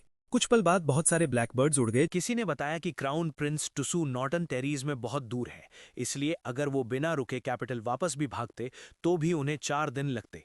वो आदमी छत के पास था और उन्होंने बताया कि उन 4 दिनों में टुई को इंपीरियल ऑर्डर की अजीब बात का पता नहीं चलेगा। वो लॉर्ड जियो थे और उसने बताया कि उससे पहले वो खुद किसी को मारना चाहती थी। वो बहुत गुस्से में लग रही थी और हर शब्द पर जोर देते हुए कह रही थी कि वो टू यी है। दूसरी ओर टुई को छींक आ गई। वो जूट शाह और फैन ताऊ के साथ ताश खेल रहा था और उसने पूछा कि कौन सी सुंदरी फिर से उसके बारे में सोच रही है। 5 दिन बाद जियाओ जो के घर पर घर के ऊपर आधा चांद चमक रहा था। जियाओ अंदर था और जब वो इधर उधर टहल रहा था तो उसने कहा कि 5 दिन हो गए हैं और फूलिन से कोई खबर नहीं मिली है। अचानक ली तनुआन आया और उसने जियाओ जो से पूछा कि वो किसका इंतजार कर रहा है, जिससे जियाओ जो चौंक गया। जियाओ ने घबराकर जवाब दिया कि वो इंतजार नहीं कर रहा था और उसने ली तनुआन से पूछा कि वो इतनी देर से वहां क्यों है। ली तनुआन मुस्कुराया और बताया कि वो जियाओ को कुछ अच्छी और बुरी खबर देने आया था। जियाओ ने पूछा कि बुरी खबर क्या हो सकती है और ली तनु मुस्कुराया। ली तनु का एक्सप्रेशन बहुत डरावना लग रहा था जब उसने कहा कि टुसू को मारने के लिए शाही हुक्म बनाने की जियाओ की योजना नाकाम हो गई। जियाओ ने जो सुना उससे वो हैरान रह गया। उसने जल्दी से ली त्यानुआन का कॉलर पकड़ा और कहा कि वो बकवास कर रहा है, लेकिन ली त्यानुआन ने बेपरवाही से जियाओ जो का हाथ झटक दिया और कहा कि वे एक ही तरफ है, इसलिए इनकार करने की कोई जरूरत नहीं है। उसने लॉर्ड जियो को याद किया और कहा कि 5 दिन पहले शहर के बाहरी इलाके में जियाओ शिन को रोककर मार दिया गया था। ली तनुइन जियाओ की तरफ झुका और कहा कि जिसने ये किया वो कुंग गार्ड का लीडर लॉर्ड जियो था। जब जियाओ जो ने कुंग गार्ड के बारे में सुना तो उसने पूछा कि क्या ये शैडो यूनिट थी जो सीधे पुराने सम्राट के कंट्रोल में थी और वे ऐसा कैसे कर सकते हैं। लेकिन ली तनुइन ने कहा कि उन्हें इस बीच इसे एक तरफ रख देना चाहिए क्योंकि जियाओ जो को बाकी खबरें सुननी चाहिए। जियाओ जो तब उत्साहित हो गया जब ली तनुआन ने कहा कि हालांकि लॉर्ड एक्स ने जियाओ शिन को मार दिया था, लेकिन उसे गलती से लगा कि शाही फरमान टू यी वे जारी किया था, इसलिए टू यी उसका अगला टारगेट है। उसने कहा कि ये अच्छा था और ये राहत की बात थी, लेकिन जब उसे कुछ समझ आया तो वो घबरा गया। जियाओ जो ने कहा कि कुंग गार्ड हमेशा इंडिपेंडेंटली काम करता था और पूछा कि ली तनुआन को वो टॉप सीक्रेट मामला कैसे पता चला। ली तनुआन ने जवाब दिया कि उसके अपने तरीके हैं और उसने जियाओ को भरोसा दिलाया कि वो इस बारे में चिंता न करे। उसने बताया कि उस समय जियाओ की किस्मत अच्छी थी और ये एक छिपा हुआ आशीर्वाद था। ली तनुआन ने सुझाव दिया कि वे उस मौके का इस्तेमाल टू यी और टुसू के बीच बैलेंस तोड़ने के लिए कर सकते हैं। उसने बताया कि टू यी उस दिन कैन युआन हॉल में एक दावत दे रहा था जिसमें बहुत से लोग मौजूद थे। महल के बाहर रात अजीब तरह से शांत रही। ली तनुआन ने सलाह दी कि अगर लॉर्ड जियो टुई के खिलाफ कार्रवाई करना चाहते हैं तो वो रात सबसे अच्छा मौका होगा। उसने बताया कि उसने उस रात महल के गार्ड्स की सतर्कता कम करने के लिए कुछ इंतजाम किए थे।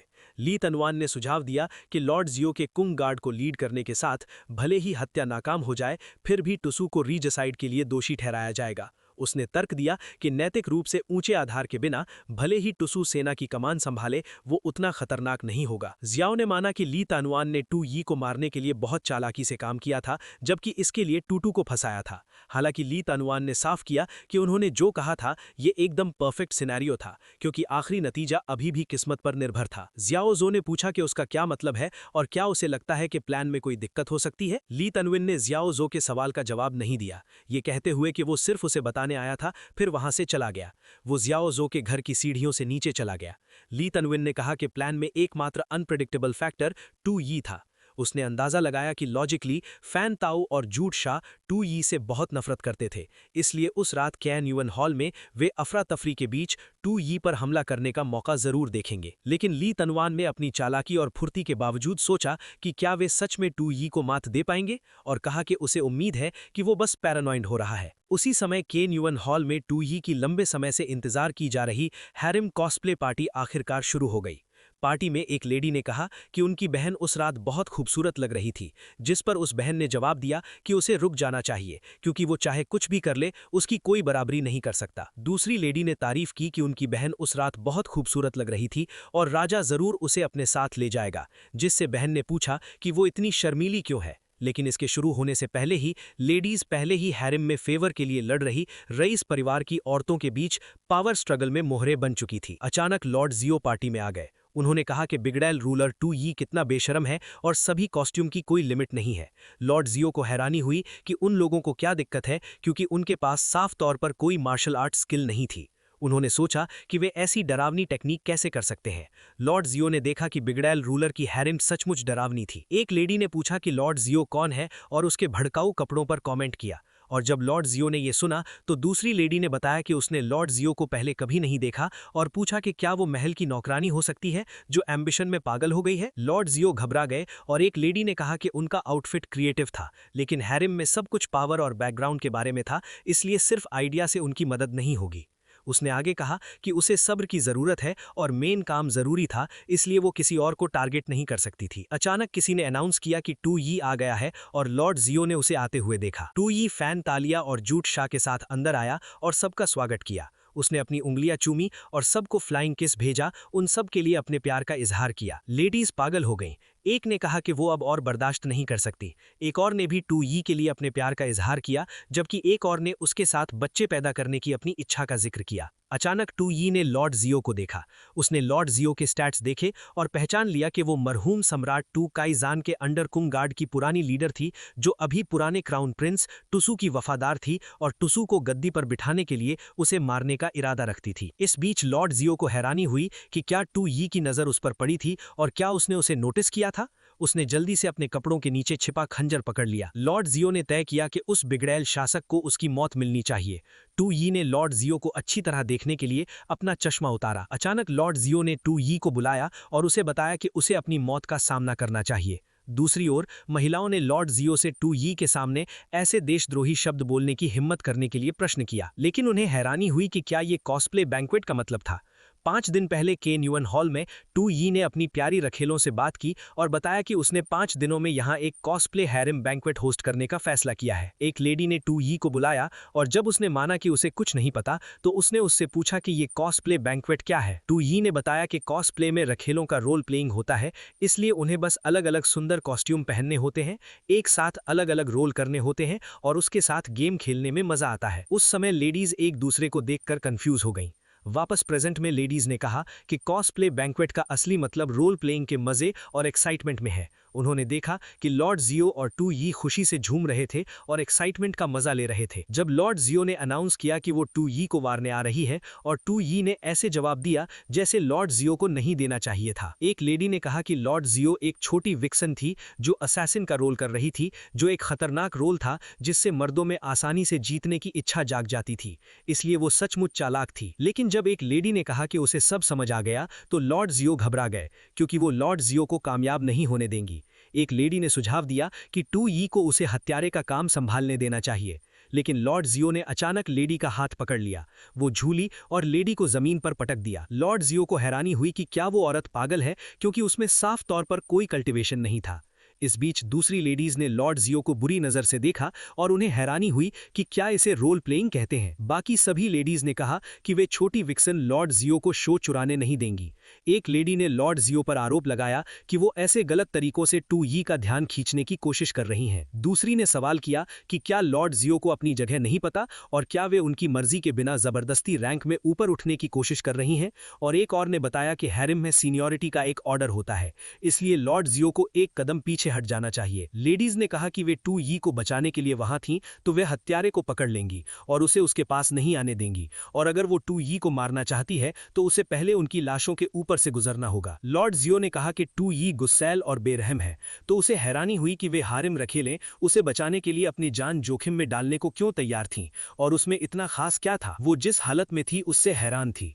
लॉर्ड जियो ने कहा कि चूंकि ये उनकी मर्जी थी, इसलिए वो टू यी के नीचे काम करने वालों पर रहम नहीं दिखाएंगी। इसके बाद टू यी ने चेतावनी दी कि ये अच्छा नहीं है, क्योंकि वे हारिम रखेले जरूरी ह्यूमन रिसोर्स थीं ताकि वो एक बिगड़ैल रूलर की भूमिका निभा सके और देश को बर्बाद करने का मिशन पूरा कर सके। उसने लॉर्ड जियो से लड़कियों को रोकने और बख्शने की गुजारिश की। लॉर्ड जियो हैरान रह गईं और उन्होंने देखा कि भागने का मौका पकड़ने के बजाय वो उन्हें रोकने के लिए बोल रही थी, जो काफी हिम्मत वाली बात थी। एक औरत ने बताया कि टू यी उनके लिए हत्यारे का सामना कर रही थी, जो दिल को छू लेने वाली बात थी। और जैसा कि एक औरत ने कहा कि उसे मरने में कोई दिक्कत नहीं है जब तक वो टू यी के दिल में एक निशान छोड़ सकती है। लॉर्ड जियो ने टू यी से पूछा कि क्या वो उन औरतों के लिए मरने को तैयार है, क्योंकि जब तक वो उनकी जान के बदले उनकी जान ले सकती है, वो खुशी खुशी कम लोगों को मारेगा। टू यी ने समझाया कि वो अभी नहीं मर सकता, क्योंकि उसे अभी अपना मिशन पूरा करना है, इससे पहले कि उसके नेशनल पावर पॉइंट्स खत्म हो जाए, वरना देश को खत्म करने का मिशन फेल हो जाएगा।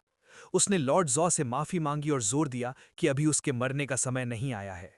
लॉर्ड जॉ ने यह कहते हुए इसे टाल दिया कि जैसा कि उम्मीद थी, ये सिर्फ खोखली बातें थीं। हालांकि तुई ने समझौते के तौर पर टुसू को गद्दी सौंपने की पेशकश की। उसने पूछा कि क्या लॉर्ड ज्यो का उसे मारने का मकसद टुसू को गद्दी पर बिठाना था।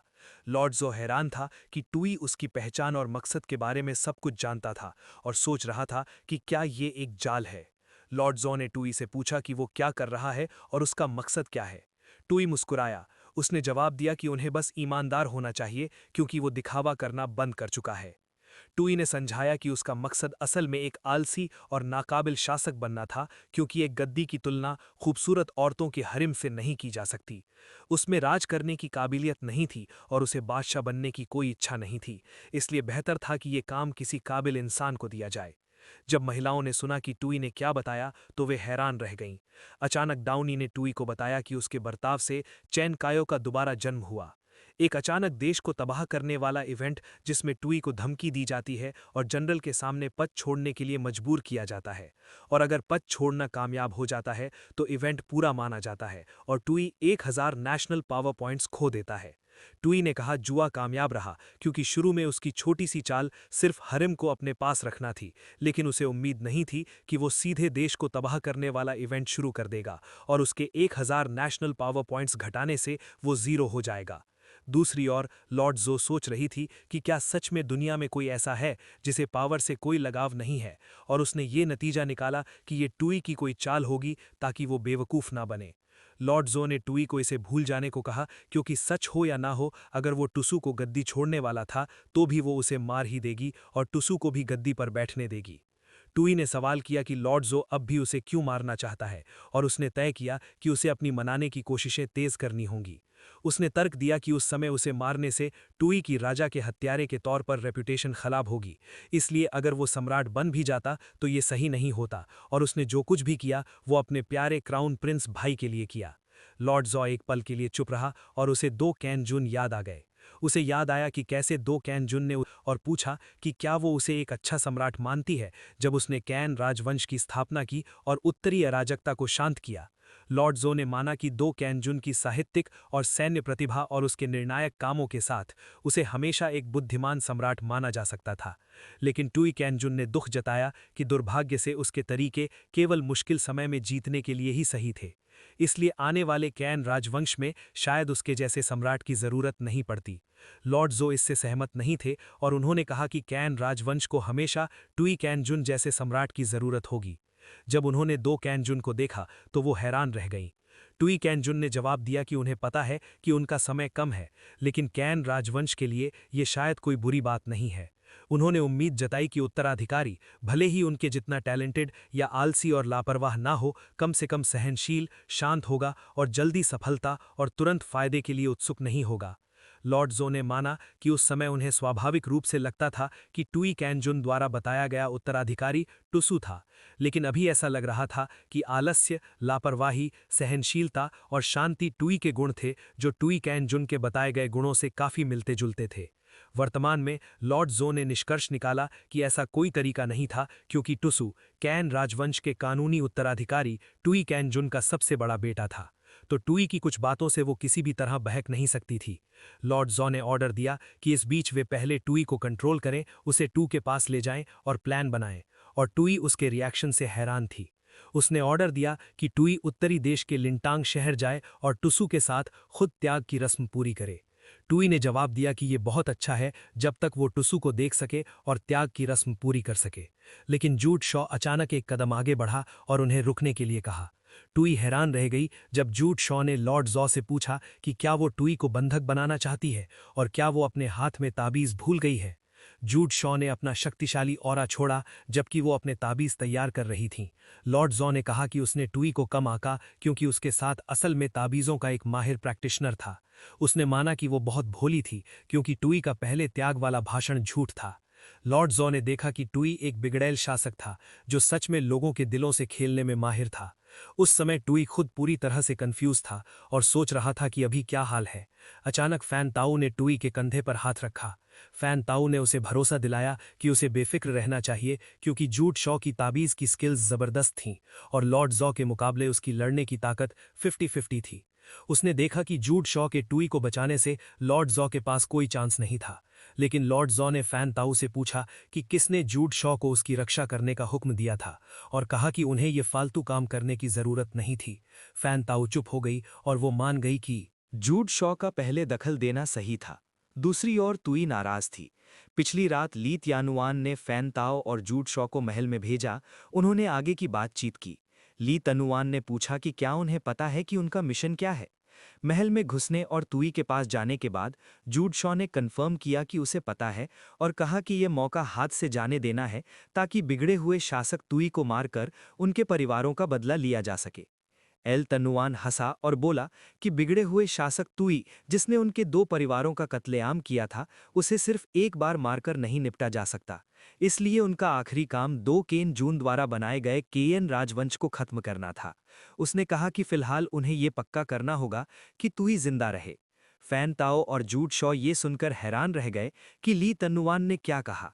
ली तन्नुआन ने बताया कि असल में राजकुमारों में तुई सबसे नाकाबिल और बेवकूफ़ लग रहा था, इसलिए उसने पहले उसे राजगद्दी पर बैठने में मदद की थी, जबकि तुसु बाहर सेना को लीड कर रहा था ताकि तुई के राज में राजवंश को बदला जा सके। फैन ताओ ने अंदाज़ा लगाया कि ली तन्नुआन चाहती थी कि वे उस उथल पुथल भरे दौर में तुई के साथ रखैले बने और उसे अकेले ही केयन राजवंश को खत्म करने के लिए उकसाएं। ली तन्नुआन ने माना कि फैन ताओ सच में तेज दिमाग का था। उसने तुरंत सब समझ लिया। हालांकि लानुआन ने बताया कि फैन ताओ ने जो अंदाज़ा लगाया था वो सिर्फ उसका शुरुआती प्लान था। उसने बताया कि तुई के राजगद्दी पर बैठने के बाद उसके काम बदल गए थे और उसकी पिछली नाकाबिलियत और बेवकूफ़ी एक दिखावा लग रही थी, जिससे उसके लिए तुई को समझना मुश्किल हो गया था। इसलिए उन दोनों को उसकी जगह लेने की ज़रूरत थी ताकि वे तुई को करीब से देख सकें और उसकी कमज़ोरियां ढूंढ सकें। फैन ताओ ने कहा कि उसने पहली बार ली तन्नुआन के चेहरे पर ऐसा एक्सप्रेशन देखा था। उसने हैरानी भरी नज़रों से ली तन्नुआन की ओर देखा। फैन ताओ को हैरानी हुई कि ली तन्नुआन डरी हुई थी या एक्साइटेड। अचानक ली तन्नुआन ने फैन ताओ को बुलाया। उन्होंने कहा कि वो हमेशा से चालाक रही है, इसलिए वो तुया के साथ हालात के हिसाब से खुद को ढाल सकती है। ली तन्नुआन ने कहा कि ज्यूड शॉ ताबीज़ और कीमिया में माहिर है, लड़ाई में मजबूत है, लेकिन सीधी साधी है। लेकिन उन्होंने जोर दिया कि एक बात उन्हें याद रखनी चाहिए।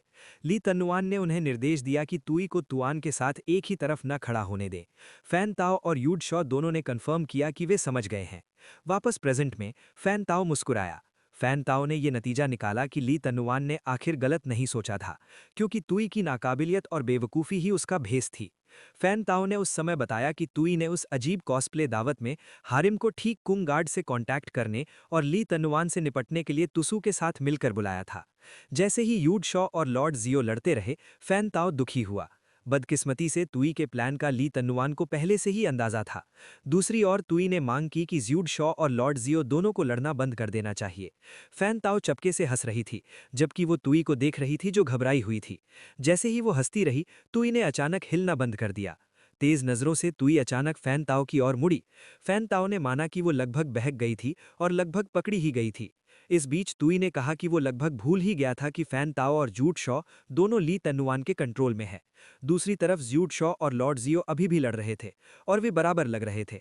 तुई ने बताया कि ली तन्नुआन उसे कठपुतली की तरह इस्तेमाल करना चाहता था, इसलिए वे उसे तुसु को गद्दी छोड़ने से जरूर रोकेंगे। इसलिए उसे चिनकाओ रीबर्थ इमरजेंसी इवेंट को ट्रिगर करने के लिए ज्यूड शॉ के कामों को कंट्रोल करना होगा। उसे इवेंट के हालात याद आए और उसे तुरंत एक आइडिया आया। तुई को हैरानी हुई कि वो ज्यूड शॉ की कमजोरी को लगभग कैसे भूल सकता है। वो तुरंत गया और ज्यूड शॉ को अपनी बाहों में भर लिया। तुई ने ज्यूड शॉ को कमर से पकड़ लिया। उसने कहा कि जब भी ज्यूड शॉ को ठुड्डी जैसे सेंसिटिव हिस्सों पर अपोजिट सेक्स छूता है तो वो मेंटल ब्रेकडाउन की हालत में चली जाती है। और उसने आगे कहा कि सबसे बड़े शासक के तौर पर वो किसी भी तरह अपनी प्यारी रखेल को अपनी रक्षा करने नहीं देगा। ज्यूड शॉ घबरा गई और उसे बोलने में मुश्किल हो रही थी। उसे चक्कर आ रहा था, लेकिन फिर भी उसने तुई से बात करने की कोशिश की। तुई ने तुरंत मौका लिया और लॉर्ड जियो की तरफ मुड़ी। उसने तुरंत लॉर्ड जियो से कहा कि वो जल्दी करे और मौके का फायदा उठाए। लॉर्ड जियो जो हो रहा था उससे हैरान और उलझन में थी। वो सोच रही थी कि क्या हो रहा है और क्या ये जालिम की कोई और चाल है। तुई ने लॉर्ड जियो से पूछा कि वो किसका इंतजार कर रही है और जोर दिया कि गार्ड के आने के बाद बहुत देर हो जाएगी। लॉर्ड जियो ने माना कि उसे इंतजार नहीं करना चाहिए, इसलिए उसे पहले तुई को पकड़ना चाहिए और चीजों का पता लगाना चाहिए। तुई मान गई कि ये सही था और आखिरकार ऐसा हो ही गया। वो खुशी खुशी लॉर्ड जियो से पकड़ ली गई, जबकि ज्यूड शॉ बेहोश हो रही थी। ज्यूड शॉ फर्श पर गिर रही थी, लेकिन इससे पहले कि शीशॉ का शरीर फर्श को छू पाता, धुएं ने उसे घेर लिया और तुई और लॉर्ड जियो दोनों हैरान रह गए। तुई और लॉर्ड जियो दोनों हैरान रह गए जब ज्यूड शॉ से एक गहरा ऑरा निकलने लगा।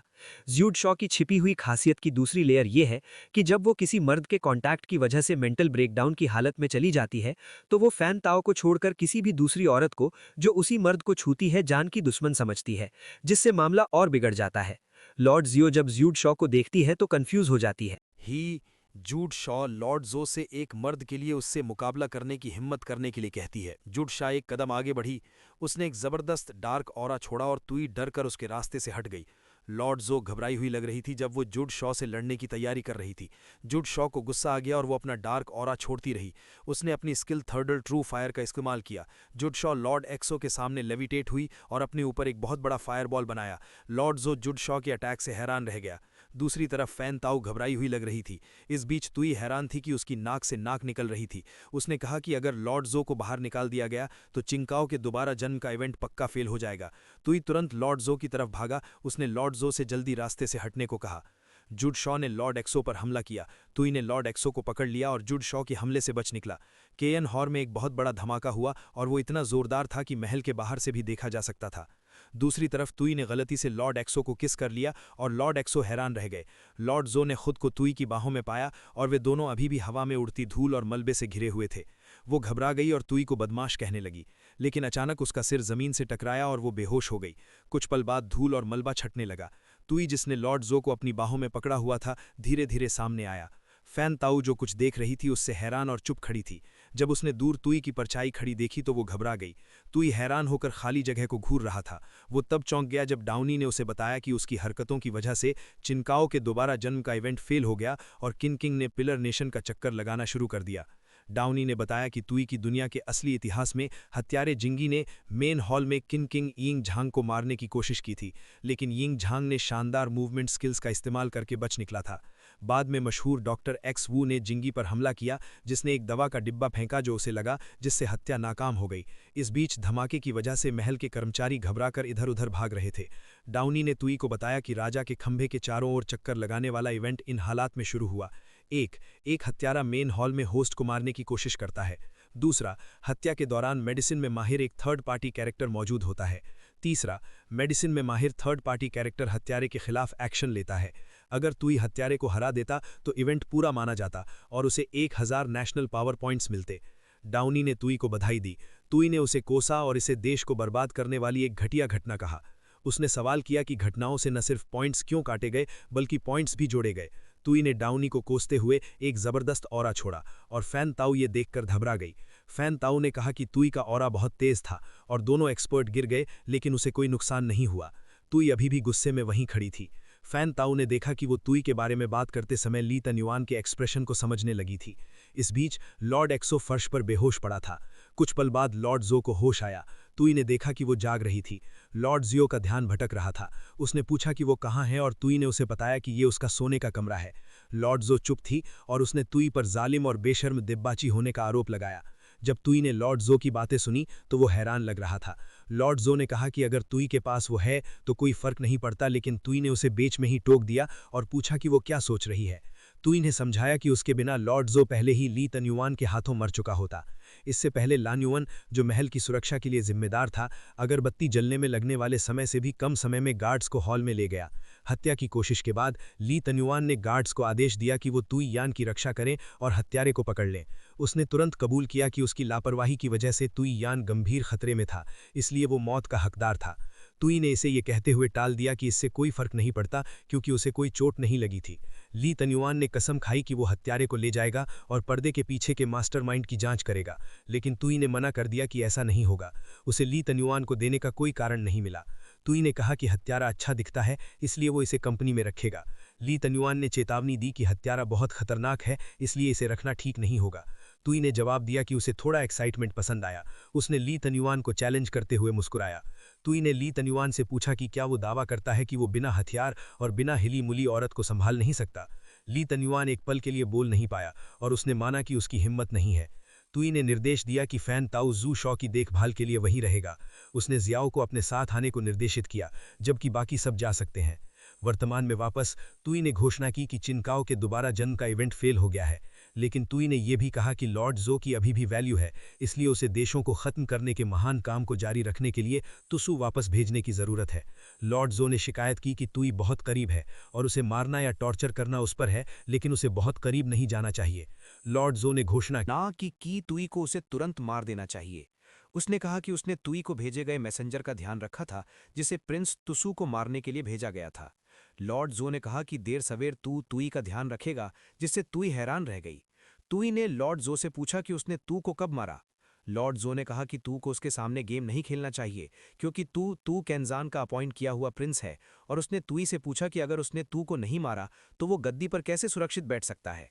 जियाओ शू ने सोचा कि इस मामले का तुई से कोई लेना देना नहीं है, क्योंकि ये उसके फॉस्टर फादर ने उसकी पीठ पीछे किया था। तुई ने सोचा कि जियाओ के एक्सप्रेशन को देखकर उसे कुछ पता चल गया होगा, इसलिए उसने शर्त लगाई कि ये बूढ़ा आदमी जियाओ जो ही था जो फिर से चाले चल रहा था, उसकी पीठ पीछे फरमान बना रहा था। लेकिन उसने सोचा कि ये एक छिपी हुई ब्लेसिंग हो सकती है, क्योंकि वो इसका इल्ज़ाम अपने ऊपर ले सकता है और तू के खिलाफ और नफरत फैला सकता है। लॉर्ड जियाओ तू के एक्सप्रेशन देखकर घबरा गई। तुई डराने वाली हंसी हंसा और उसने कहा कि उसे याद है कि ये उसका हुक्म था। जब जियाओ ने सुना कि तुई ने क्या कहा तो वो हैरान रह गई। तुई ने दीवार पर लगी तलवार पकड़ ली। उसने कहा कि आखिर तू उन ताकतवर सैनिकों को कंट्रोल करता है, जबकि उन्हें होना चाहिए था। उसके पिता ने उसे छोड़ दिया था। जियाओ को हैरानी हुई कि तुई ने खुशी खुशी इल्ज़ाम क्यों अपने ऊपर ले लिया। तुई ने कहा कि उस समय इस बारे में सोचते हुए सिर्फ एक हुक्म देकर तू को मार डालना बहुत बोरिंग है। उसने बताया कि उसने तुई के साथ कुछ और मज़ेदार तरीके से मज़ा करने का फैसला किया है। लॉर्ड जो का चेहरा पीला पड़ गया जब उसने देखा कि तुई उस पर तलवार चलाने वाला है। बिना किसी हिचकिचाहट के तुई/लॉर्ड XO। लॉर्ड जो ने हाँ में आंखें बंद कर लीं, लेकिन जब उसे लगा कि उसे कोई नुकसान नहीं हुआ है तो उसने धीरे से आंखें खोलीं। लॉर्ड जो ने देखा कि उसे बांधने वाली जंजीरें टूट गई थीं। उसने तुई से पूछा कि क्या वो उसे नहीं मारेगा, और तुई ने इशारा किया कि चूंकि उसने उसके मैसेंजर को मार दिया है, इसलिए वो उसकी जगह तू को एक नया हुक्म दे सकती है। तुई ने कहा कि तू काइजान ने देखा कि तू जन्मजात योद्धा है, इसलिए उसे गद्दी के लिए ट्रेन करने के लिए उसे उत्तरी प्रांत का राजकुमार और उत्तरी सेना का कमांडर नियुक्त किया गया था। लेकिन उसने जो देखा उससे पता चला कि टुसु बस एक जानवर है जिसमें थोड़ी ताकत है। डरने की कोई बात नहीं थी। उसने बताया कि उस दिन वो न सिर्फ टुसु से उसके टाइटल और पद छीन लेगा, बल्कि उसके दोनों सरनेम भी छीन लेगा और उसे एक आम आदमी बना देगा। लॉर्ड जो हैरान रह गई जब उसने तुई की बात सुनी। तुई ने कहा कि अगर लॉर्ड जो उसके फैसले से सहमत नहीं है तो उसे टुसु को बताना चाहिए। उसने कहा कि टुसु बगावत करके अपनी हक की चीज़ वापस ले सकता है। टुसू ने बताया कि वो राजधानी में टुसू का इंतजार करेगा। उसने सोचा कि बेवकूफ़, घमंडी तानाशाह का रोल करना, जो अपने ही भाई से जलता है, बेपरवाही से उकसाना, ये एक्टिंग लगभग बहुत ज़्यादा रियलिस्टिक थी। सिस्टम ने टुसू को बताया कि उसके कामों से दूसरे लेवल की नेशनल मुसीबत, जिंग और बगावत शुरू हो गई है। और जब टुसू ने ये सुना तो उसे हैरानी हुई कि दूसरा लेवल रेगुलर नेशनल मुसीबत से कैसे अलग है।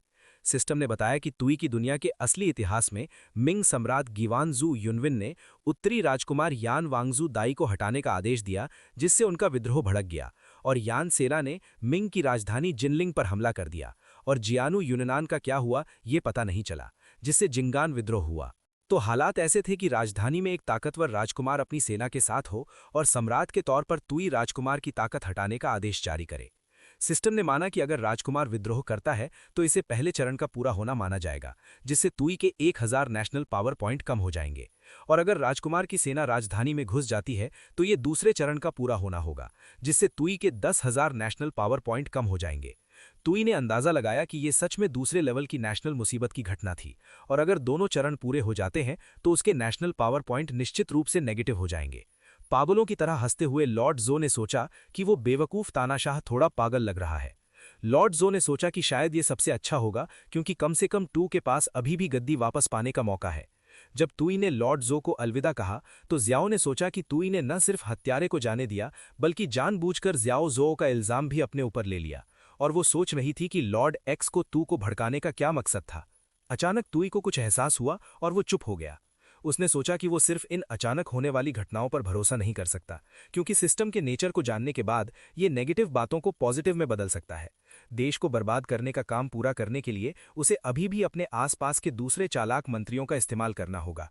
जियाओ हैरान और हैरान रह गया जब तुई ने अचानक उसकी तरफ देखा। तुई ने जियाओ शू को बुलाया। उसने कहा कि आजकल वो फान ताओ और यू शा पर ज्यादा ध्यान दे रहा है और जियाओ को नजरअंदाज कर रहा है, इसलिए वो माफी मांगेगा। जियाओ शू ने कहा कि तुई से ये सुनकर वो डर गई है। तुई ने कहा कि जियाओ को चिंता करने की जरूरत नहीं है और पूछा कि अगर उसने पहले नहीं कहा होता तो वो जियाओ जो को उसकी सिचुएशन के बारे में बिना किसी झिझक के बता सकती थी। उसने कहा कि उस समय वो जियाओ शू से जियाओ जो को मैसेज भेजने के लिए कहेगा। तुई ने कहा कि जियाओ जो को बताना चाहिए कि वो कोर्ट में आएगा और मामलों की अध्यक्षता करेगा, इसलिए उसे तैयार रहना चाहिए। जियाओ शू ने हाँ में जवाब दिया। सुबह हुई। कोर्ट में एक अटेंडेंट ने अनाउंस किया और बताया कि प्राइम मिनिस्टर जियाओ आ गए हैं। जियाओ कोर्ट में गया। एक मिनिस्टर ने जियाओ जो का स्वागत किया जब वो उनके पास से गुजरा। जियाओ जो ने बार बार कहा कि ये अच्छा है, जैसा कि दूसरों ने भी उसका स्वागत किया, और उसने साफ कहा कि औपचारिकता निभाने की कोई ज़रूरत नहीं है। उसने मंत्रियों की लाइन को देखा जो आदर से झुके हुए थे। जियाओ हैरान रह गया जब उसने देखा कुछ कहा। उसने पूछा कि क्या ली तनवान अभी तक नहीं आया है। एक अटेंडेंट ने जियाओ को बताया कि ली तनवान ने पहले कहा था कि उसकी तबीयत ठीक नहीं है। जियाओ जो ने मन ही मन मजाक उड़ाया, क्योंकि उसे लगा कि ली तनवान अभी भी उसके प्लान को कम आंक रहा है। उसने कहा कि अटेंडेंट को इस पर ध्यान नहीं देना चाहिए, क्योंकि ली तनवान की सेहत जरूरी है और इससे कोई फर्क नहीं पड़ता कि वो उस दिन गैर मौजूद था। जियाओ ने सोचा कि उस दिन तुई से निपटने और दरबार में अपनी अथॉरिटी दिखाने के बाद वो बाद में ली तनवान से हिसाब बराबर कर लेगा। अचानक एक अटेंडेंट ने अनाउंस किया और बताया कि सम्राट आ गया है। अटेंडेंट ने अनाउंसमेंट दोहराया और कहा कि सम्राट आ गया है। तुई को देखकर जियाओ की भौहें तन गईं। तुई बस कॉन्फिडेंस से जियाओ के पास से गुजर गया। दरबार में घुसते समय वो बहुत सीरियस लग रहा था और जियाओ शू उसके साथ था। एक मिनिस्टर ने फुसफुसाते हुए पूछा, कब से कोई सम्राट अपनी रखैलों के साथ दरबार में आता है? और एक और ने पूछा कि क्या ये प्रोटोकॉल के खिलाफ नहीं है? तुई हंसा और उसने मंत्रियों से पूछा कि क्या वे सिर्फ एक को नहीं संभाल सकते। मंत्री तुई की बात से हैरान रह गए और उन्होंने सिर उठाकर उसकी तरफ देखा। उन्होंने जो देखा उससे वे सब पागल हो गए। तुई बहुत सारी रखैलें लाया था और उसने पागलों की तरह हंसते हुए मंत्री से उनके बारे में राय मांगी। एक मंत्री बेहोश हो गया जबकि दूसरे ने 2 केंजांग बुलाए। एक रखैल ने पूछा कि क्या ये ग्रैंड कोर्ट असेंबली है? दूसरी ने कहा कि यह बहुत बोरिंग लग रहा है, और एक और ने एक मंत्री का अभिवादन किया। तुई हंसा और उसने कहा कि उसे लगता है कि शाही रखैलें ग्रैंड कोर्ट असेंबली का अनुभव करना चाहती हैं, और उसने मान लिया था कि कोई आपत्ति नहीं करेगा। जियाओ को हैरानी हुई कि क्या तुई पागल हो गया है और उसने अचानक ऐसा क्यों किया। एक मंत्री ने कहा कि सबसे बेकार लड़की जिसे उन्होंने पहले महल में भेजा था वो वहां खड़ी थी, जो शर्मनाक है, क्योंकि उन्होंने ही उन्हें भेजा था और क्योंकि ली तनुआन ने ऐसा करने का सुझाव दिया था। दूसरे मंत्री ने तुई से पूछा कि क्या वो जानबूझकर हैरिम को बेइज्जत करने के लिए कोर्ट में लाया था। जियाओ जो ने कहा कि हैरिम को ग्रैंड कोर्ट असेंबली में लाना प्रोटोकॉल के खिलाफ है और उसने तुई से पूछा कि उसका इरादा क्या था। तुई ने कहा कि सभी को चिंता नहीं करनी चाहिए क्योंकि उसका कोई और इरादा नहीं है और उसने उनसे पूछा कि क्या हैरिम को कोर्ट मीटिंग में लाना एक बेवकूफ़ शासक की तरह सही नहीं था जो ऐशो आराम में डूबा हुआ है। जियाओ चुप रह गया।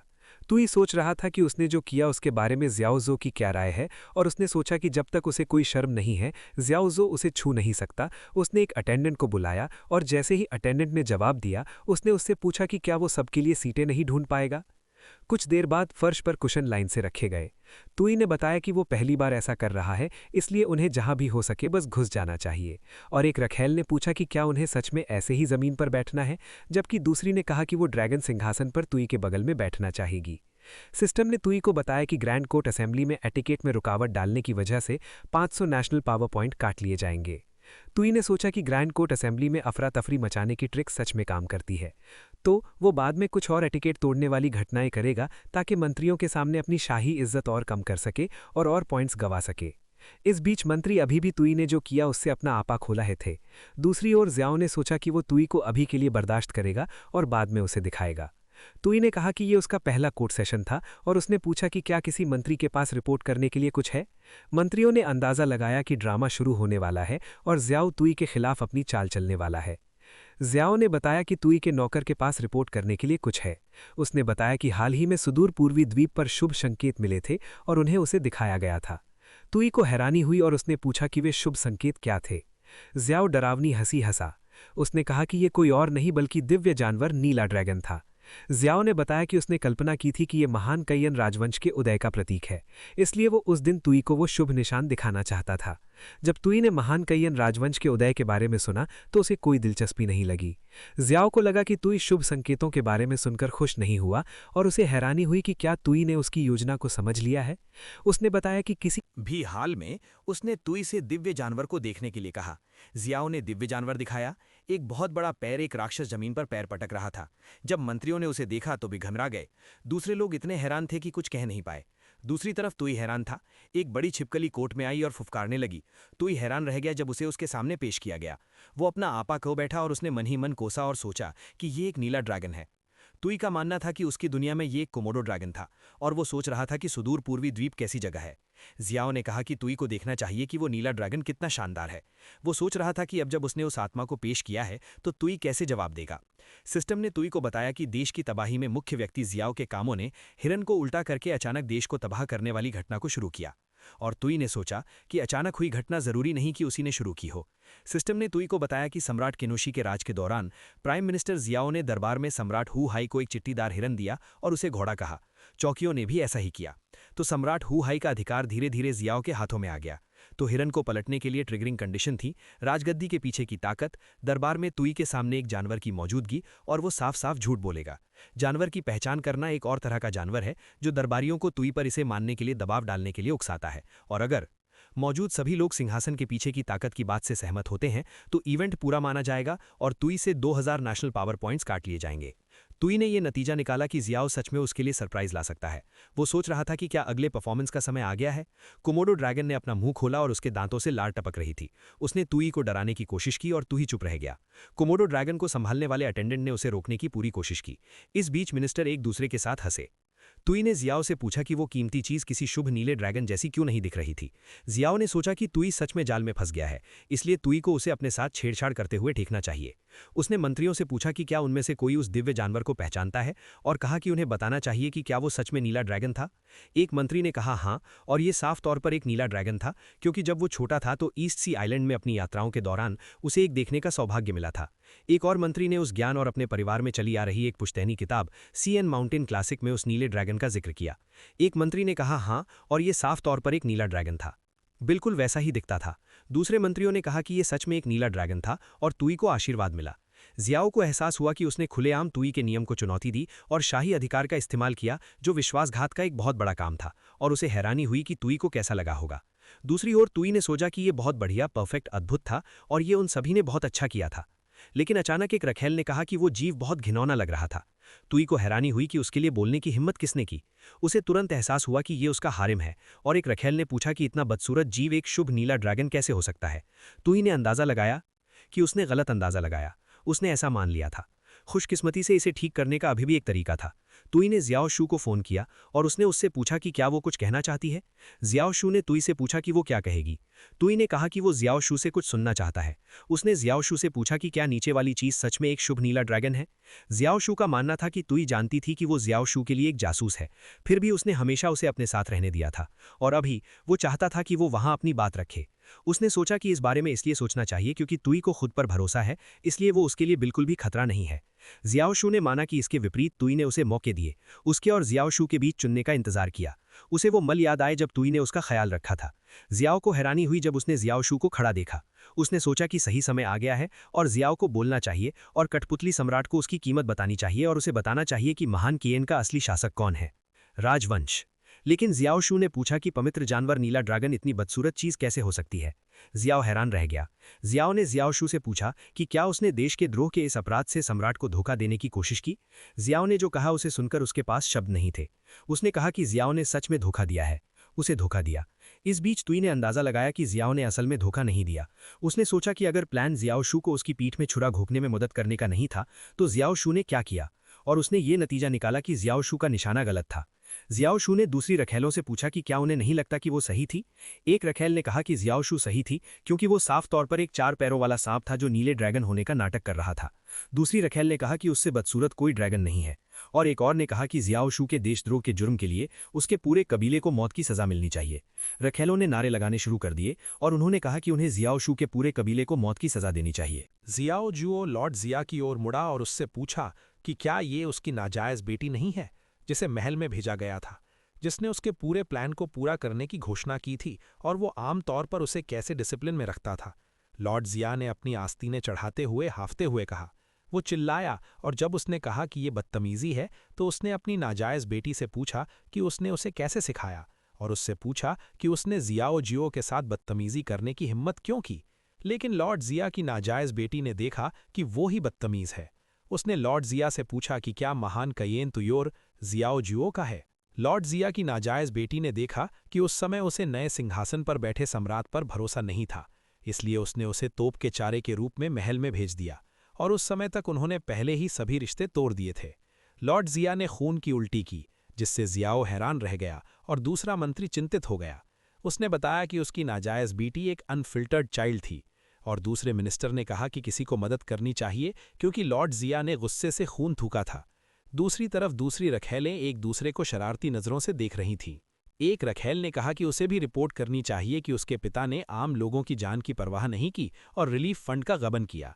दूसरी रखेल ने माना कि उसके पिता ने किसारों की ज़मीन पर ज़बरदस्ती कब्जा किया। एक और रखेल ने कहा कि उसके पिता नैतिक रूप से करप्ट हैं और रोज़ कोठे जाते हैं, जबकि एक और ने बताया कि उसके पिता लापरवाही से लोगों की जान लेते हैं। जियाओ को हैरानी हुई कि कोर्ट में हारिम उन मिनिस्टरों को कैसे दबा सकते हैं, और उसने फैसला किया कि तनुआन सही कह रहा था कि तुई से पंगा नहीं लिया जाना चाहिए। जब उसने तुई का एक्सप्रेशन देखा तो वो घबरा गया। जबकि रखेलें गुस्से में देख रही थीं, तुई बस चेहरे पर एक डार्क एक्सप्रेशन के साथ पीछे खड़ा था। तुई ने अपनी तलवार निकालते हुए भौहें चढ़ाईं। जियाओ को लगा कि क्या ये तुई हो सकता है। तुई बहुत बड़ा हो गया और जियाओ का नज़रिया बदल गया। जियाओ घबरा गया और उसे बहुत पसीना आ रहा था। उसकी नज़र में तुई एक ताकतवर सुनहरा ड्रैगन बन गया था। जियाओ को लगा कि कहीं तुई ने उससे छुटकारा पाने के लिए किसी औरत के असर का इस्तेमाल तो नहीं किया। उसने सोचा कि यह नामुमकिन है, बिल्कुल नामुमकिन। जियाओ को कुछ दिन हो गए थे और वो बस वहीं खड़ा रहा। जब मंत्रियों ने देखा कि तुई ने ऐसा किया है तो वे हैरान रह गए। रखेले भी हैरान थी। तुइया ने कोमोडो ड्रैगन का सिर काट दिया है। उसने जियाओ जुओ को बुलाया। तुई ने कहा कि ऐसे जीव के लिए अपने रिश्ते को खराब करना ठीक नहीं है। उसने कहा कि चाहे वो शुभ हो या बुरा, वो उसे एक ही झटके में काट देगा। तुई ने कहा कि उन्हें ऐसा दिखावा करना चाहिए जैसे उस दिन की कोर्ट मीटिंग कभी हुई ही नहीं थी। उसने जियाओ जुओ से पूछा कि वो इस बारे में क्या सोच रहा है। जियाओ ने देखा कि तुई सही था। कुछ देर बाद तुई अपने कमरे में वापस चला गया। सिस्टम ने तुई को बताया कि सिस्टम कैलकुलेशन पूरा हो गया है और उसकी वजह से जियाओ जुओ के कोर्ट में हिरन इवेंट को उलटने में रुकावट आई। इवेंट नाकाम हो गया, जिससे जियाओ जुओ और दरबारी डर गए और तुई का शाही अधिकार और मजबूत हो गया। सिस्टम ने बताया कि तुई के नेशनल पावर पॉइंट्स 2000 बढ़ गए हैं और उसका अभी का नेशनल पावर पॉइंट बैलेंस 2900 है। गुस्से से तुई की आंखें लाल हो गईं और उसने मन ही मन गालियां दी। इस बीच जियाओ सोच रहा था कि तुई ज्यादा खुश क्यों नहीं लग रहा है। भले ही उसने कोर्ट में जियाओ और दरबारियों को डराया था, जियाओ शू ने तुई से पूछा कि क्या वो कोर्ट मीटिंग में उसके काम से खुश है। तुई धीरे से जियाओ शू की तरफ मुड़ा। उसने कहा कि ये सब ठीक है, लेकिन बेहतर होगा अगर जियाओ उसके इरादे पूरी तरह समझ जाए। जियाओ हैरान रह गई जब उसने सुना कि तुई ने क्या कहा। उसने सोचा कि अगर उसने पहले तुई के विचारों को पहले से नहीं समझा होता और खड़े होने के लिए उसे जुबानी याद दिलाने पर निर्भर नहीं रहना पड़ता, तो तुई उसके काम से खुश नहीं होती। जियाओ शू का मानना था कि अगली बार उसे तुई की सोच को और ज्यादा एक्टिवली फॉलो करना चाहिए। जबकि तुई ये सोच रहा था कि उसे बुरा लग रहा है, तुई ने अंदाजा लगाया कि चूंकि जियाओ शू ने खुले तौर पर वफादारी दिखाई और जियाओ जुओ से रिश्ता तोड़ दिया, जिससे जियाओ जुओ की इज्जत गिर गई, इसलिए देश को बर्बाद करने का काम पूरा करने में उनकी मदद पर भरोसा करना नामुमकिन था। उसने ये नतीजा निकाला कि अब वो सिर्फ ली तितान युआन पर ही भरोसा कर सकता है। तुई ने ऐलान किया कि जियाओ आकर एक शाही हुक्म का ड्राफ्ट बनाने में उसकी मदद करे। जियाओ ने पूछा कि तुई किस तरह का हुक्म बनाना चाहता है। तुई ने ऐलान किया कि वो ली तितान युआन को ग्रैंड चांसलर के पद पर प्रमोट करना चाहता है। उसने जियाओ शू से पूछा कि क्या कुछ गड़बड़ है। जियाओ शू ने जवाब दिया नहीं और कहा कि कुछ भी गलत नहीं है। जियाओ शू का मानना था कि ग्रैंड चांसलर का पद लेफ्ट और राइट प्राइम मिनिस्टर से ऊपर होता है। उनका मानना था कि महान कयेन की स्थापना के बाद से केवल लॉर्ड वीसिंगलू ही उस पद पर थे। 100 साल पहले, और तब से ये जगह खाली है। जियाओ ने सोचा कि क्योंकि जियाओ ने अभी अभी अपनी पावर खोई है, इसलिए तुई ली तनवान को ग्रैंड चांसलर अपॉइंट करना चाहती की। उसे हैरानी हुई कि क्या तुई ने जियाओ और ली तनवान के खिलाफ एक्शन लेने का प्लान बनाया है। जियाओ को हैरानी हुई कि क्या यही वजह थी कि तुई ने उन दोनों को बांटने के लिए एडिक्ट का इस्तेमाल किया। तुई ने एडिक्ट में इंपीरियल सील लगा दी। ऐसा करने के बाद जो हुआ उससे वो हैरान था। सिस्टम ने तुई को बताया कि उसके अरेंजमेंट की वजह से उत्तरी सेना के कमांडर तू ने पहले ही बेजान में फौज जमा कर ली थी। सिस्टम ने तुई को बताया कि जिंगान के विद्रोह का पहला स्टेज पूरा हो गया है, तो तुई के नेशनल पावर पॉइंट्स 2000 कम हो गए और उसका अभी का बैलेंस 900 पॉइंट्स था। तुई पागलों की तरह हंसा और जब उसने सोचा कि क्या कोर्ट में उसे मिले पॉइंट्स पहले ही काट लिए गए थे, तो उसने ये नतीजा निकाला कि ये उससे उम्मीद के मुताबिक ही था। वो शाही मोहर पकड़े हुए पागलों की तरह हंसता रहा। आधे महीने बाद सैनिकों के एक ग्रुप को तीरों से घायल कर दिया गया और उनकी लाशें मैदान में पड़ी थीं। कैन शहर से 80 मील उत्तर में दक्षिणी सेना ने कैन जिंग शहर के लंबे सैंड गार्ड्स को हरा दिया और अनगिनत सप्लाई पर कब्जा कर लिया। एक सैनिक ने बोरियों में से एक में छोटा सा कट लगा दिया। जब छेद से अनाज निकलने लगा तो वो हैरान रह गया। सैनिक ने कहा कि ये सब मिलिट्री का सामान है, इसलिए उन्हें सप्लाई की चिंता करने की जरूरत नहीं है। तू अपने घोड़े पर जोरदार तरीके से सवार होकर उत्तरी सेना को लीड कर रहा था। अचानक वांग जान अपने घोड़े पर तू के पास आ गया। वांग जान उत्तरी सेना का डिप्टी कमांडर है और उसने तू को बुलाया। उसने बताया कि उनकी सेना 10 दिनों से ज्यादा समय से दक्षिण की ओर बढ़ रही है और उनका सामना किसी भी रॉयलिस्ट सैनिक से नहीं हुआ है, जिससे उनकी तरक्की आसान हो गई है। लेकिन वांग जान ने कहा कि लैंगन गार्ड्स के साथ हाल की लड़ाई में उनकी जीत बहुत आसान थी, इसलिए उसे शक था कि कोई जाल हो सकता है। तुसू को मजा आया और उसने पूछा कि जीत कैसे आसान थी। वांग जान ने बताया कि लैंगन गार्ड्स की ड्यूटी केन की रक्षा करना थी और उनकी रोज की कमांड ली तनवान के पास है, और हालांकि उनकी लड़ाकू ताकत उत्तरी सेना जितनी मजबूत नहीं है, फिर भी उन्हें एलीट माना जाता है। उसने कहा कि हालांकि लैंग गार्ड भाग गए और उनसे भिड़ने से पहले ही अपना सामान छोड़ गए, साफ तौर पर जानबूझकर उनसे हारने का इरादा था। तुसू ने बताया कि वांग जान सही थे। लॉर्ड जो ने घोषणा की कि तुई चालाक और घटिया है और अगर उसने और ली तनवान ने मिली भड़त की है तो इसमें कोई जाल जरूर होगा। तुई ने कहा कि बेशक वो जानता था कि तुई ने ये जानबूझकर किया था। उसने उनसे पूछा कि क्या उन्हें लगता है कि वो अपने भाई की चालों को नहीं समझता। कुछ साल पहले युवा तुसू महल में था। तू काई जान ने पूछा कि दूर से आए दोस्त के बाद अगली लाइन क्या है। तू ने लाइन दोहराई और जवाब के बारे में सोचा। तू काई जान ने सब्र से तू के जवाब का इंतजार किया। तुसू ने कहा कि उसे पहले से याद है और दूर से आए दोस्त को भले ही वो दूर हो, सजा मिलनी चाहिए, जिससे तू काई जान ने आह भरी। तू काई जान ने कहा कि क्राउन प्रिंस होने के नाते तुसू के पास बिल्कुल दिमाग नहीं है और उसने उससे पूछा कि वो महान काइयेन को उसे कैसे सौंप सकता है। तू ने कहा कि तू काई जान ये नहीं जानता, लेकिन उसका दिमाग ठीक काम करता है, क्योंकि कल ट्रेनिंग ग्राउंड में उसने कई लंबे सैनिकों को सिर से मारा था। तू काई जान ने कहा कि तू को उस दिन खाने की इजाजत नहीं है। उसने ये भी बताया कि तू को उसका लेसन 100 बार कॉपी करना होगा। तू काई जान ने तू को कमरे में अकेला छोड़ दिया। तू अपने सामने रखे स्क्रॉल को घूरते हुए बहुत उदास लग रहा था। उसने देखा कि उसे भूख लगी थी और वो सच में कुछ खाना चाहता था। अचानक तुई ने तू के सिर पर एक पत्थर फेंका। तुई ने खिड़की से तूतू को बुलाया और पूछा कि क्या बूढ़े आदमी ने उसे फिर से डांटा है। उसने कहा कि वो सच में नहीं समझता क्योंकि तू क्राउन प्रिंस है, फिर भी उसकी जिंदगी उससे ज्यादा मुश्किल है एक बेकार राजकुमार। तू ने देखा कि यही वजह है कि वो तुई से जलता है। उसने कहा कि तू, काई और जान को उससे बहुत उम्मीदें हैं और वे चाहते हैं कि वो एक समझदार शासक बने जिसे सदियों तक याद किया जाए। तुई ने मजाक उड़ाया और कहा कि अगर वो जिंदगी का मजा नहीं ले सकता तो सम्राट होने का कोई मतलब नहीं है। तू ने कहा कि उसे देश चलाना नहीं आता और वो बस लड़ाई में सैनिकों को लीड करना चाहता था, और उसे हैरानी हुई कि उसे तुसु क्यों बनना पड़ा। उसने कहा कि 2 परिवारों में सबसे बड़ा बेटा होने के नाते महान काइयेन के क्राउन प्रिंस के तौर पर उसके पास कोई चारा नहीं था। तुई ने अपनी भोहें चढ़ाईं और वो चुप हो गया। उसने कहा कि यह आसान था। तुई ने बताया कि भविष्य में वो तू से सम्राट का पद ले लेगा। उसने कहा कि वो तू से दोनों सरनेम भी छीन लेगा ताकि वो अपनी मनचाही जिंदगी जी सके। अभी तुसु ने कहा कि तुई एक बेवकूफ है। तुसु ने सबको बुलाया, अपने सैनिकों को बुलाया और ऐलान किया कि उन्हें उसका हुक्म सुनना चाहिए। उसने आवाज दी कि वे केन सिटी की तरफ मार्च करेंगे। सूरज डूब गया और शाम हो गई। महल में वापस आकर ली तनवान ने तुई से उसके क्वार्टर में मुलाकात की। जियाओ ने ली तनवान से वापस जाने की रिक्वेस्ट की और बताया कि तुई अभी उससे मिलने के लिए मौजूद नहीं है। ली तनवान में बताया कि उत्तरी सेना ने 5 दिन पहले बेजान छोड़कर दक्षिण की ओर मार्च किया था और अभी वे केन से सिर्फ 800 मीटर दूर हैं, इसलिए उसे तुई से मिलना होगा। जियाओ ने बताया कि तुई को पहले से ही इस बारे में पता था, लेकिन उसे लगता है कि ली तनवान की काबिलियत से वो इस मामले को अच्छी तरह से संभाल सकता है। उसने समझाया कि आखिरकार लॉन्ग्स एंड गार्ड्स पहले से ही ली तनवान के कमांड में थे और केन की रक्षा की जिम्मेदारी नेचुरली उसी की थी, और इसके अलावा वो ग्रैंड चांसलर भी है, इसलिए उसके लिए तुई का बोझ उठाना नेचुरल था। जब जियाओ ने जो कहा उसे सुनकर ली तनवान के चेहरे पर उदासी छा गई। उसने सोचा कि तुई चाहता था कि वो इल्जाम अपने ऊपर ले ले। ली तनवाइन ने कहा कि तुई ने उसे ज्यादा आंका क्योंकि तू को युद्ध का देवता माना जाता है और उत्तरी सेना महान केन राजवंश की सबसे एलीट सेना है।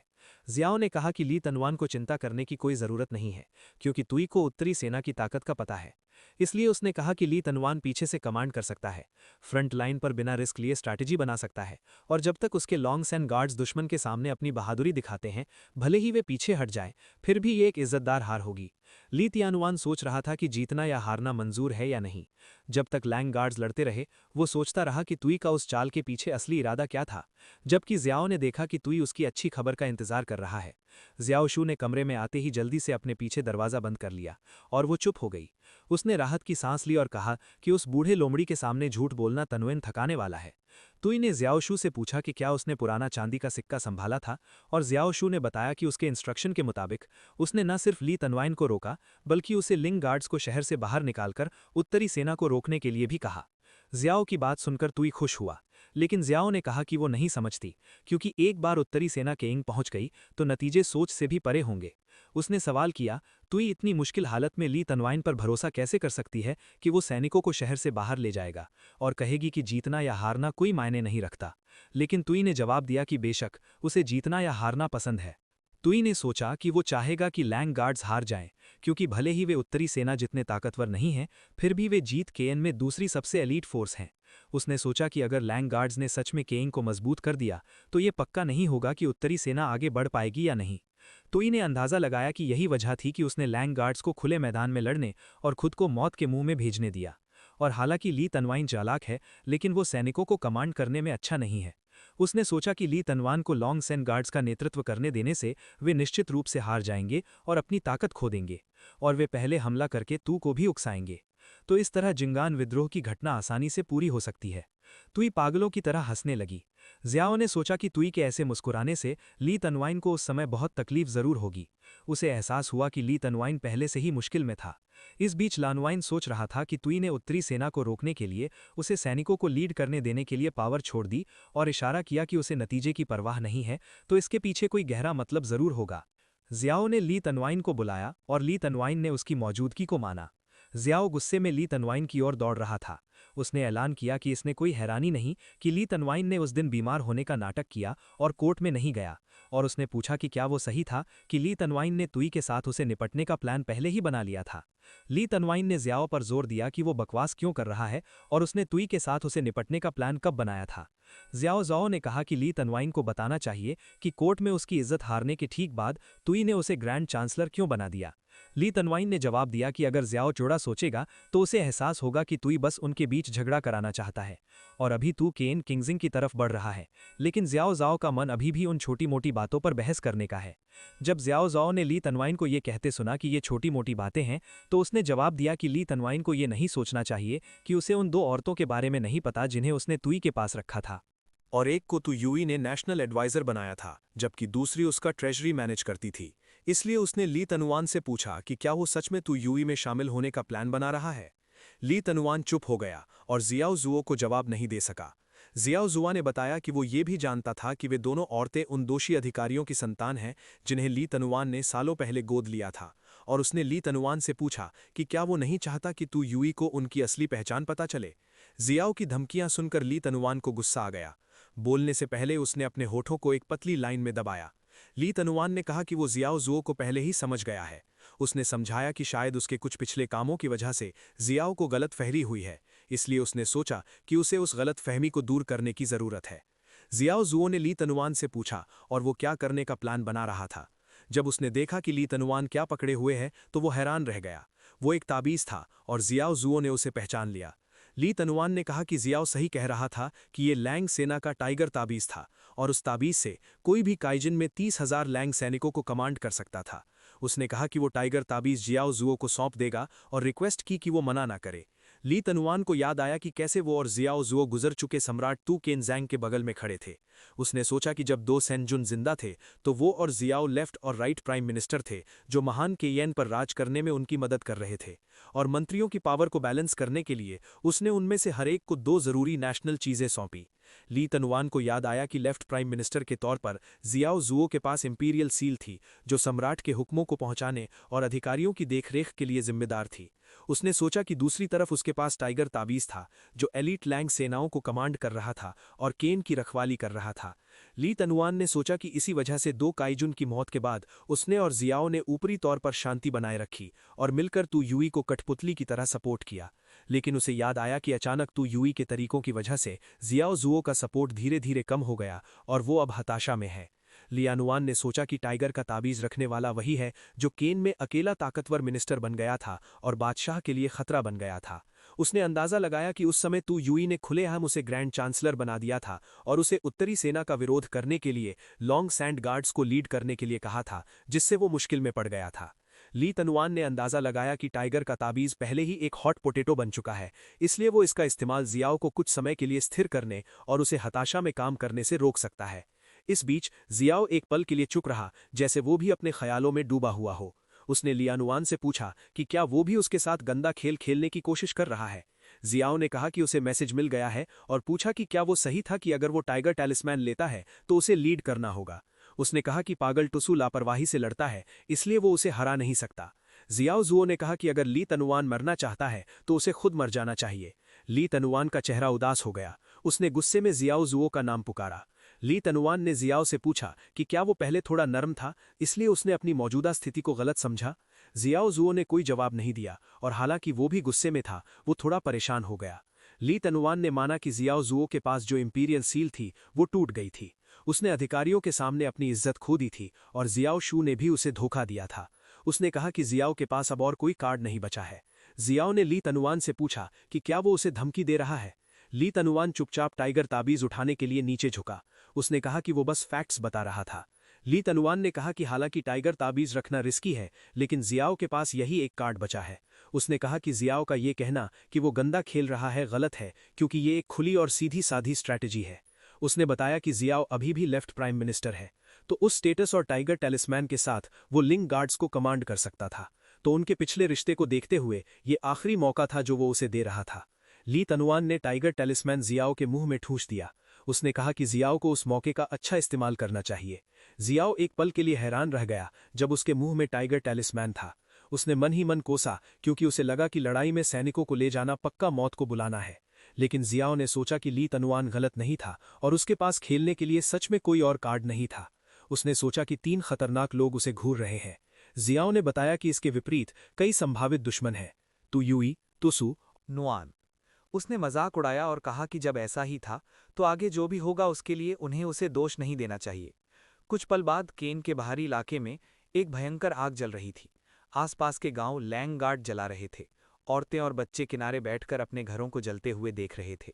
जब वे राशन ले जा रहे थे और घरों को जला रहे थे तो उनके चेहरे पर उदासी थी। अगले दिनों में केन के आसपास के गांवों को लैंगगार्ड को लीड कर रहे जियाओ जुओ ने लूट लिया। किसी को भी अछूता नहीं छोड़ा। एक बुजुर्ग ने एक ऑफिसर को बुलाया और कहा कि बिना खाने के वे सर्दियां नहीं बिता पाएंगे, इसलिए उन्हें कम से कम थोड़ा को छोड़ देना चाहिए। इस बीच जियाओ ने कहा कि वे खुद को लैंगगार्ड कहने वाले रोने धोने वालों का एक झुंड है, फिर भी वे इतना छोटा काम भी नहीं कर सकते। उसने देखा कि अगर उसने लॉन्ग सैंग गार्ड्स को गांव जलाने का ऑर्डर नहीं दिया होता तो कोई नहीं जानता कि मिलिट्री राशन इकट्ठा करने में कितना समय लगता। युआन तियानू ने जियाओ जुओ को फ़ोन किया और बताया कि मिलिट्री राशन पूरी तरह से इकट्ठा हो गया है। वो लॉन्ग सैंग गार्ड्स का कमांडर है और उसने बताया कि वो ये कहने की हिम्मत करेगा कि उन्हें बागियों का सामना करना था। फिर भी वे लड़ाई शुरू होने से पहले ही राशन के लिए कैन के आसपास के गांवों पर छापा मारते हैं। यू और तियानू आगे बोलने में हिचकिचाए, लेकिन उसने बोलना जारी रखा और कहा कि वे जो राशन ले रहे हैं उसी पर काइजिंग के लोग सर्दियों में जिंदा रहने के लिए निर्भर हैं, इसलिए इससे जियाओ जुओ की इज्जत को नुकसान पहुंचता है और लैंगगार्ड्स के सैनिकों का हौसला भी टूटता है। लॉन्ग गार्ड्स ने एक शब्द भी नहीं कहा, लेकिन उनके चेहरों का कालापन सब कुछ बता रहा था। युआन तियानू चौंक गया जब जियाओ ने अपने पर्दे खोले और उसका नाम पुकारा। वो घबराया हुआ था और डर रहा था कि जियाओ आगे क्या करेगा।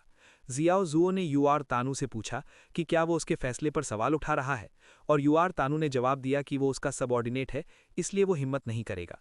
जियाओ ने हौसले के बारे में पूछा और कहा कि इससे कोई फर्क नहीं पड़ता, भले ही युआर तियानू के लॉन्ग सैंग गार्ड्स में पूरा हौसला हो। उसने युआर तियानू से पूछा कि क्या वो तुसु की जैनबे सेना का मुकाबला कर सकता है। युआर तियानू डर गए और उसके पास बोलने के लिए शब्द नहीं थे। जियाओ जुओ ने कहा कि यही वजह थी कि उसने अपनी जीत की संभावना बढ़ाने के लिए कुछ प्लान बनाए थे, क्योंकि अगर वे बागियों की मुख्य सेनाओं से बचते हैं और कैन के आसपास स्कॉच्ड अर्थ पॉलिसी अपनाते हैं, अपनी सप्लाई लाइनें काट देते हैं, तो वे बहुत जल्दी भूख से मर सकते हैं। उस समय गांव अभी भी आग से धधक रहे थे। यू और तियानू ने बोलने की हिम्मत की और कहा कि जिन लोगों को जियाओ स्कॉच्ड अर्थ पॉलिसी से टारगेट कर रहा था वे उनके कैनिंग नागरिक हैं। लेकिन जिया जुओ ने जोर देकर कहा कि क्योंकि वे कैनजिंग के नागरिक हैं, इसलिए उन्हें तूली के लिए कुर्बानी देने का पक्का इरादा करना चाहिए। उसने कहा कि ये उनका सम्मान है। जियाओ अपनी गाड़ी में अगले गांव जाने के लिए सफ़र कर रहा था। उसने मन ही मन लॉन्ग सैंग गार्ड्स के लिए ली तन्युइन को धन्यवाद दिया, लेकिन उसने सोचा कि वो उन्हें सीधे तुसु से भिड़ने के लिए नहीं ले जाएगा। वो सप्लाई जमा कर लेगा, बागी सेनाओं से बच जाएगा और कैन में उन सब के लिए ये गड़बड़ छोड़ देगा, चाहे वे जिंदा रहें या मर जाएं। जियाओ जुओ को इस बात पर मजा आ रहा था कि कैन राजवंश का इलाका बहुत बड़ा था और वो सोच रहा था कि उसे बसने के लिए कोई जगह कहाँ नहीं मिल रही है। वो पागलों की तरह हंसा और लैंग गार्ड्स उसे बाहर से सुन सकते थे। लॉन्ग सैंग गार्ड्स में से एक ने युआर तियानू से पूछा कि उन्हें क्या करना चाहिए। युआर तियानू ने कहा कि जियाओ जुओ के पास टाइगर का तावीज़ है, इसलिए वे उसके आदेशों की अवज्ञा नहीं कर सकते, लेकिन उसने कहा कि लैंग गार्ड को बस उसका हुक्म मानना है। कुछ देर बाद जंगल में अजीब तरह से अंधेरा और शांति छा गई। लॉर्ड जियो बहुत तेज स्पीड से जा रही थी, एक पेड़ से दूसरे पेड़ पर कूद रही थी। वो अचानक रुक गई। लॉर्ड जियो ने आगे जलता हुआ गांव देखा। उसे शक हुआ कि ये जरूर उस बेवकूफ़ बादशाह का काम होगा। लॉर्ड जियो को गुस्सा आया जब उसने पेड़ के तने पर हाथ मारा तो वो खराब हो गया। झाड़ियों में सरसराहट की आवाज़ सुनकर वो घबरा गई। लॉर्ड जियो ने पूछा कि वहाँ कौन है, और लॉन्ग गार्ड ने कहा कि उसे इंतज़ार करना चाहिए। लैंग गार्ड ने लॉर्ड जियो से पूछा कि क्या वो जेनबे आर्मी का स्काउट है, और कहा कि उसे चिंता करने की ज़रूरत नहीं है क्योंकि उसे उससे कोई दुश्मनी नहीं है, और वो लॉन्ग गार्ड्स के युआर तियानू के ऑर्डर पर वहाँ था, खासकर उसका इंतज़ार कर रहा था। लॉर्ड जियो हैरान रह गई जब उसने लॉन्ग गार्ड को ये कहते हुए सुना कि वो उसका इंतज़ार कर रहा है। उसने लॉन्ग गार्ड से पूछा कि उसका मकसद क्या था। लॉन्ग गार्ड ने बताया कि वे प्रिंस तुसु के दुश्मन नहीं बनना चाहते, और युआर चीहू ने उनके लिए जो राशन पहले छोड़ा था वो उनके रुख को दिखाता है।